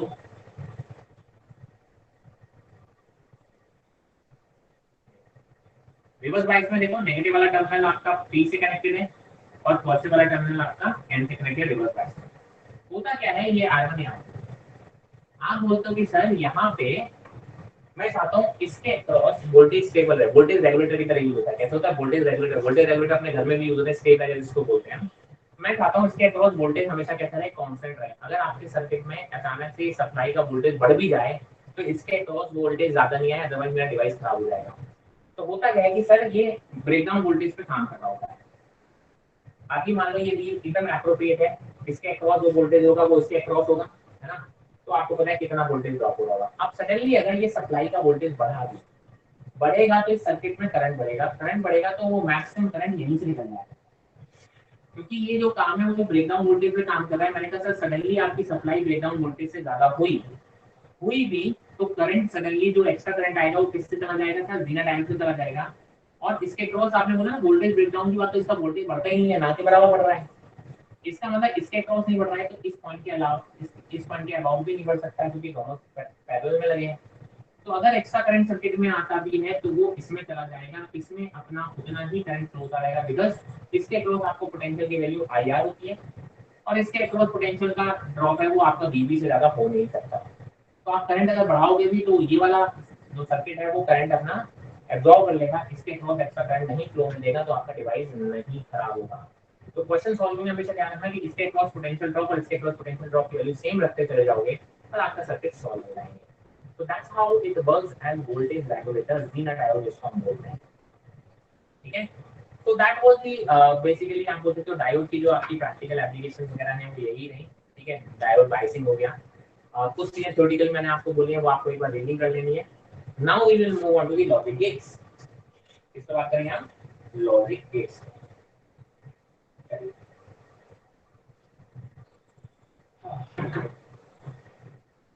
बहुत इंटरेस्टिंग सी चीज है लॉजिक गेट्स।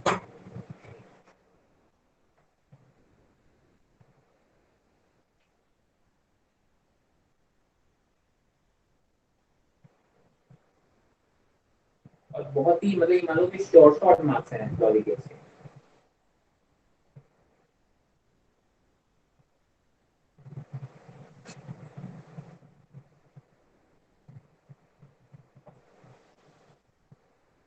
और लॉजिक गेट अगर आपको समझ में आ गया तो कुछ है नहीं लॉजिक गेट में। कोई भी क्वेश्चन ऐसा है जो लॉजिक गेट का बनेगा नहीं।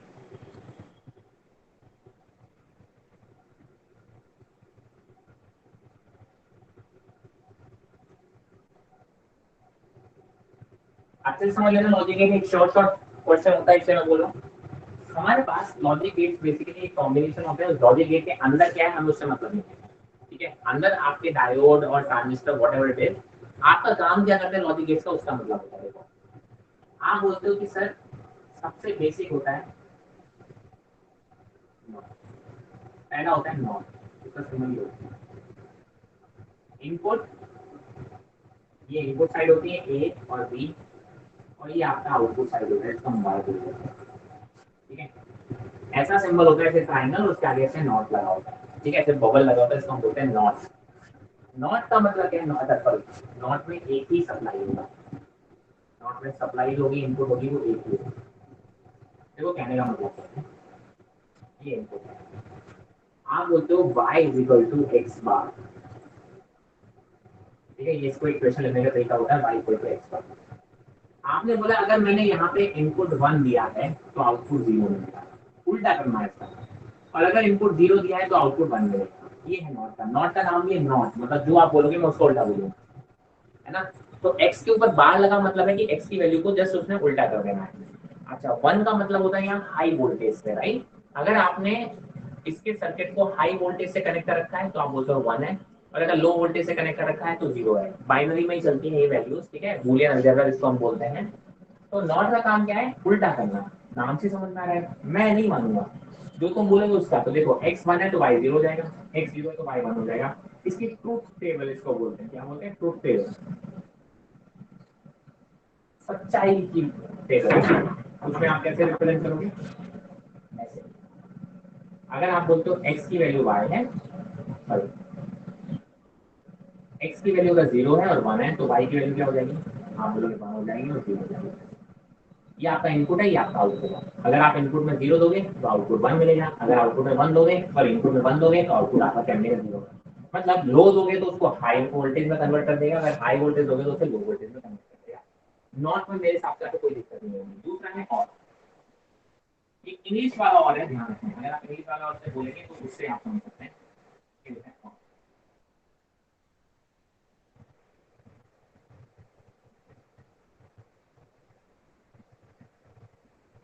सिंबल को मैं थोड़ा कंफ्यूज हो गया, और में शायद बबल नॉट में बबल नहीं लगाने बिना बोले कि काम होता है।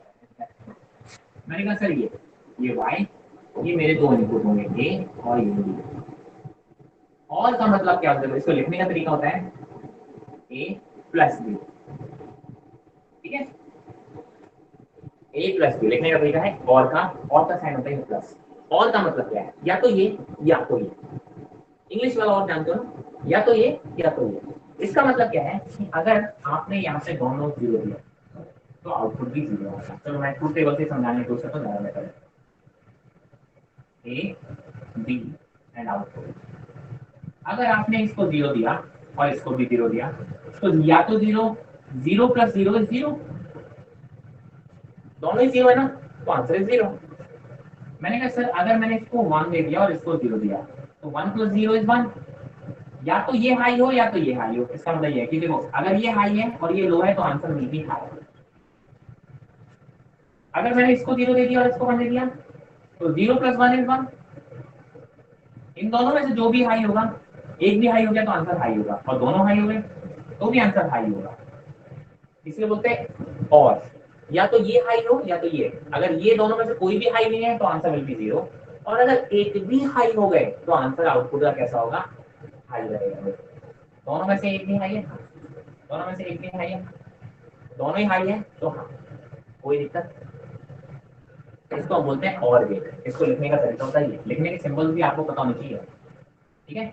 एक्स बार का मतलब होता है कि सर उल्टा, नॉट ए प्लस बी लिखने का होता है और, यहाँ तो कोई दिक्कत। No sir.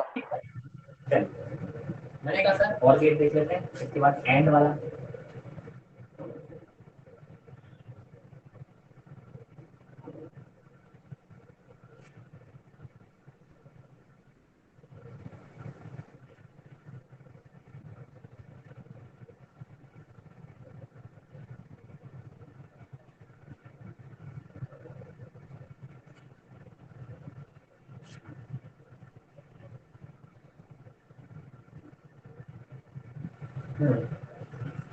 चलिए मैंने बोला कि सर एंड गेट, इंग्लिश वाला एंड है, ये हो और वो, इसको इस तरीके से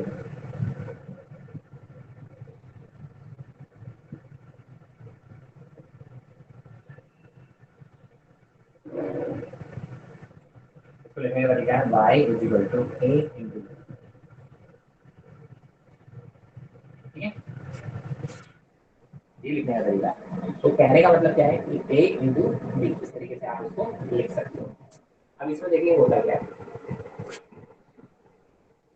ट्रुथ टेबल बनाते हैं,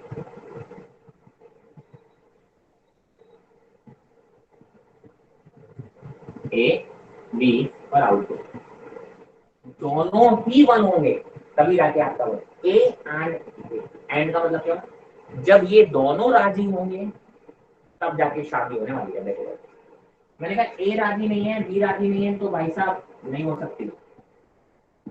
ए तो राजी है बट बी राजी नहीं है, भाई साहब नहीं हो सकती।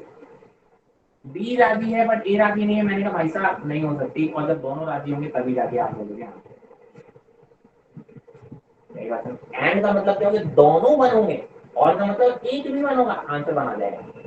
एंड का मतलब this and this has to be one, then only answer is one, otherwise answer is zero. I hope this is very clear. Clear है? Now next is not. Not को आप ऐसे याद रखो, नॉट ऑफ ऑल, नॉट। और जो बनता है ना, और के आगे एक बबल लगा देते हैं बस। इसका मतलब क्या है, a इंटू बी, और ये जो y आ रहा है, जो y अगर और होगा तो क्या लिखते हैं आप, a प्लस बी, और ये उसका भी नॉट भी लेते हैं, a प्लस बी का नॉट, मतलब जो भी रिजल्ट आएगा उसका नॉट और ले लेंगे। इसको ऐसे ले सकते हो, a bar into B bar. देखिए जब ओवरऑल वायर को हम ब्रेक करते हैं तो इंडिविजुअल पे बार लगा देते हैं, बट साइन बीच वाला चेंज हो जाता है, और से एंड में हो जाएगा और एंड से और में हो जाएगा, इस चीज को ध्यान रखेंगे, ठीक है। मैं क्या देखो इसका तरीका क्या हुआ, वही ए बी वाई,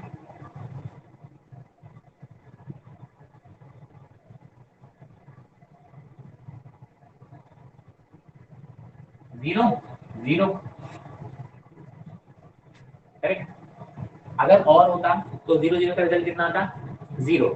मैंने कहा सर और का रिजल्ट जीरो आता, बट उसको अभी नॉट लेना है ना, उसको रिवर्स कर देना है। तो जो आ रहा था उसको हमने रिवर्स कर दिया, और में ये जीरो आ रहा था but answer will be one. अगर यहाँ वन और जीरो होता तो और में आंसर क्या आता है सर, दोनों में से एक भी वन हो गया तो answer has to be one, but उसका भी क्या लेना है आपको, उल्टा कर देना है, नॉट का ऑन कर देना है, तो आप मिलेंगे जीरो। जीरो वन का और का आंसर आता है वन, लेकिन उसका उल्टा लेना मतलब जीरो, और वन और वन का और में आंसर आंसर आता है वन, लेकिन उसके आगे नॉट लगा है, इसका मतलब एक और उसको ऑपोजिट कर देना है, आंसर इज जीरो। तो दैट इज नॉट।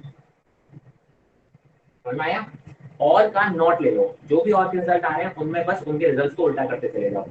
तो अगर और के रिजल्ट आते हैं, आप एक टेबल बनाए थे उसके उल्टे कर दोगे तो आंसर ही आ जाएंगे। एक बात समझ में आया? इसको हम बोलते हैं नॉट।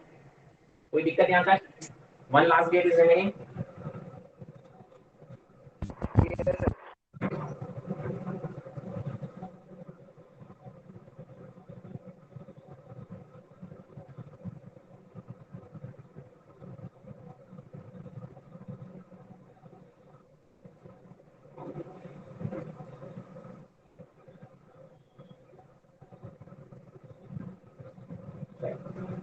लास्ट इज नैंड,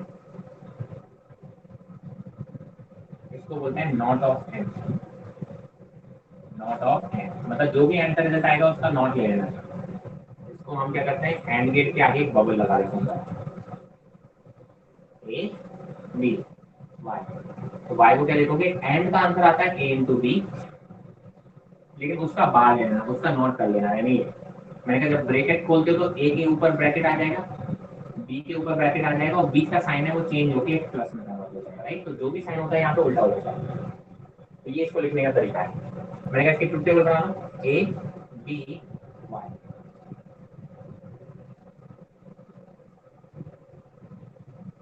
ठीक है भाई साहब, 0 0 एंड में 0 0 होता तो आंसर क्या था, 0, but here answer will be 1, उल्टा हो जाएगा उसका।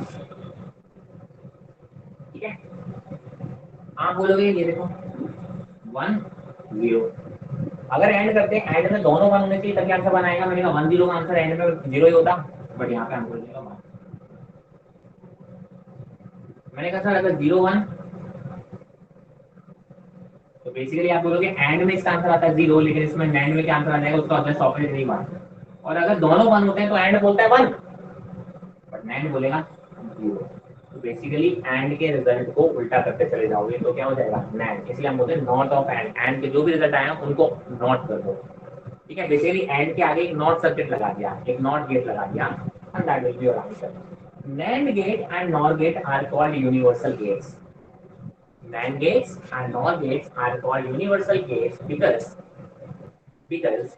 आप क्या बोलोगे सर, ये जो है इनकी हेल्प से आप कोई सा भी गेट बना सकते हो। By using only NAND gates and only NOR gates, you can make any gates. ठीक है, that's why they are called universal gates. कौन से, NAND या NOR। ठीक है, इनको क्या बोलते हैं, यूनिवर्सल गेट्स बोलते हैं। क्या ये बात समझ में आई, यहाँ तक कोई दिक्कत? रिपीटेड प्रीवियस ईयर क्वेश्चन को उठा के देख लेना, रिपीटेड क्वेश्चंस पूछे जाते हैं, सेम टाइप के क्वेश्चन पूछे जाते हैं गेट्स में। एक साल ये आएगा तो दूसरी साल उस टाइप का आएगा, दूसरी साल उस टाइप का आएगा तो पहले साल इस टाइप का आएगा, बस क्वेश्चन बहुत स्ट्रेट फॉरवर्ड पूछे जाते हैं। अब मैंने कहा सर कि कैसे आप नैंड गेट की हेल्प से, केवल नैंड से आप बाकी गेट्स बना सकते हो, या केवल नॉर गेट से आप कैसे, बेसिक ये जो 3 गेट्स होते हैं NOT AND NOR, these are called basic fundamental gates. क्या बोल जाते हैं, बेसिक गेट्स या फंडामेंटल गेट बोल जाते हैं। और आप बोल सकते हो नैंड और नॉर को आप बोलते हो यूनिवर्सल गेट्स, बिकॉज आप इनकी हेल्प से कोई भी फंडामेंटल गेट्स आप बना सकते हो। मैंने कहा देखो कैसे, मैंने कहा बात करते हैं नॉर। नॉर से मुझे नॉट गेट बनाना है। सर कुछ मत करो, नॉर गेट क्या होता है, ये जो दोनों इसके दो है ना, नॉट गेट में तो एक ही एंट्री होती है, इनपुट एक ही होता है। ठीक है, तो आप बोलोगे क्या करो, दोनों की जो इनपुट है उनको आपस में कनेक्ट कर दो, बन गया नॉट गेट, है ना। ये ए और बी आना चाहिए ना, बट ए और बी आपस में कनेक्टेड है। तो आप देखो क्या लिखोगे, y is equal to A plus B का, ऐसे तो लिखोगे, उसका भी not, that is equal to A और बी तो सेम ही चीज हो गई, तो ए बार प्लस ए बार, एक ही बात नहीं, ए बार। ठीक है, तो आंसर इज ए बार। आ गया, ये जो है दोनों ही ए कहना है। तो किसी को भी, किसी नॉर गेट को या नैंड गेट, दोनों को अगर नॉट गेट बनाना होता है, उनकी दोनों इनपुट को एक साथ जोड़ दो, आपका नॉट गेट बन जाएगा बड़े आराम से, कोई दिक्कत नहीं। मैंने कहा सर अगर मुझे नॉट से नॉर बनाना, सॉरी और बनाना है, सॉरी नॉर है ना, नॉट से और गेट बनाना है, अरे क्या था, और गेट में एक नॉट लग गया तो नॉर बन गया। नॉर गेट में एक और नॉट लगा दो, देखो नॉट को फिर से वापस रिवर्स कर दो तो ओरिजिनल आ गया। तो आप क्या बोलोगे कि सर और गेट बनाने के लिए, मैंने कहा ये क्या है, नॉर गेट है।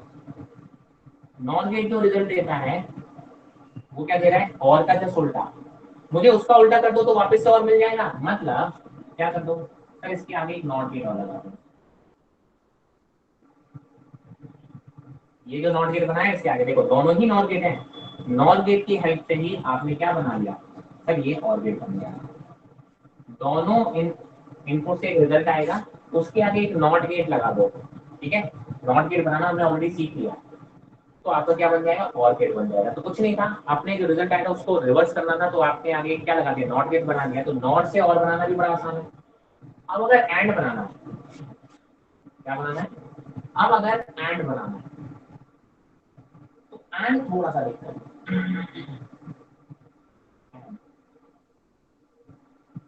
एंड गेट बनाने के लिए क्या करना पड़ता है, देखो ये जो और है, सॉरी नॉर है, इस नॉर में जो इनपुट आ रहे हैं, इस नॉर में क्या आ रहे हैं, इनपुट आ रहे हैं, इन इनपुट में एक एक नॉट गेट लगाना होगा।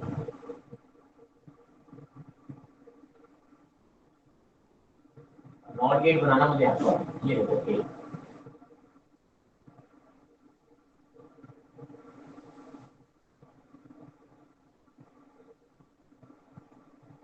हाँ भाई समझ में आ गया कि अगर आपने देखो यहाँ पे ए, तो ये ए बार आ जाएगा, ये नॉट गेट है ना, तो इसका रिजल्ट क्या आएगा, ए बार, और इसका क्या हो जाएगा, बी बार। ये नॉट नॉट गेट है, नॉट गेट का रिजल्ट क्या होता है, ए बार प्लस बी बार और उसका होल बार। ठीक है, मैं इसको ओपन करूँ, ऊपर वाला ब्रैकेट घटाओगे तो क्या करते हैं, इंडिविजुअल के ऊपर बार आ जाता है, लेकिन साइन कैसा हो जाता है, चेंज हो जाता है। दो बार बार मतलब वापस से ओरिजिनल चीज आ गई, ए बार का बार मतलब ओरिजिनल चीज आ गई, मतलब देखो क्या आ गया, ए और इनटू बी, ये देखो एंड आ गया, क्या आ गया, एंड आ गया। तो भाई साहब बड़ा सिंपल सा तरीका है, नॉर गेट से, नॉर गेट से ध्यान रखिए, नॉर गेट से अगर आपको नॉट बनाना है, दोनों इनपुट को दो, नॉट से और बनाना है तो सर जो भी रिजल्ट आ रहा है नॉर गेट का, उसके आगे एक नॉट गेट लगा दो, और अगर एंड बनाना है तो इंडिविजुअली इनपुट पे एक एक नॉट गेट लगा दो, तो एंड बन गया। अब आप बोलते हो ये एक यूनिवर्सल गेट कहलाया, मैंने कहा ऐसे ही नैंड गेट भी आपका क्या कहलाता है, यूनिवर्सल नैंड गेट। मैंने कहा सर नैंड गेट से भी आप नॉट बना सकते हो, हाँ सर नैंड गेट से भी आप और बना सकते हो, मैंने कहा हाँ, और नैंड गेट से एंड बना सकते हो, मैंने कहा हाँ। मैंने कहा ऐसे, अब याद रखो, देखो नैंड गेट से नॉट बनाना है तो दोनों इनपुट जोड़ दो, याद रखना, नैंड गेट से भी अगर नॉट बनाना है तो दोनों इनपुट जोड़ दो, नैंड गेट से नॉट बन जाएगा। नैंड गेट से एंड बनाना है तो नैंड के आगे देखो, नैंड कैसे बना, एंड के आगे नॉट, उस नॉट को कैंसिल करने के लिए और नॉट लगा दो, तो एंड बन गया। तो भाई साहब जैसे नॉट से और बना, वैसे ही नैंड से एंड बनेगा, नैंड गेट, उसके आगे नैंड से बना हुआ NOT gate, you will get the AND gate. ठीक है, तो देखो नॉट गेट, नॉट से बना हुआ नॉट गेट तो और मिल गया, ऐसे नैंड गेट, नैंड गेट से बना हुआ एक नॉट गेट मिला के क्या बनेगा, एंड गेट बनेगा। आपने बोला बहुत अच्छी बात है। मैंने कहा सर अगर मुझे NOR gate sorry NAND gate से और बनाना है, दोनों इनपुट पे नॉट गेट लगा देना और बन जाएगा।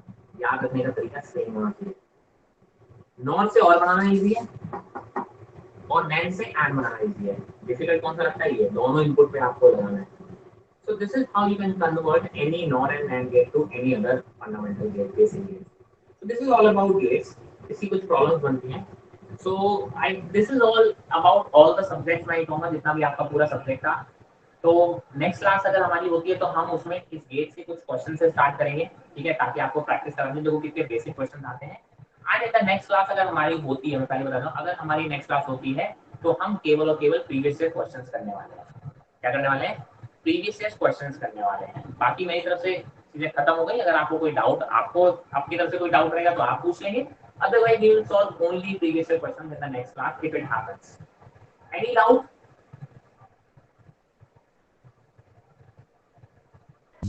भाई साहब, एनी डाउट्स?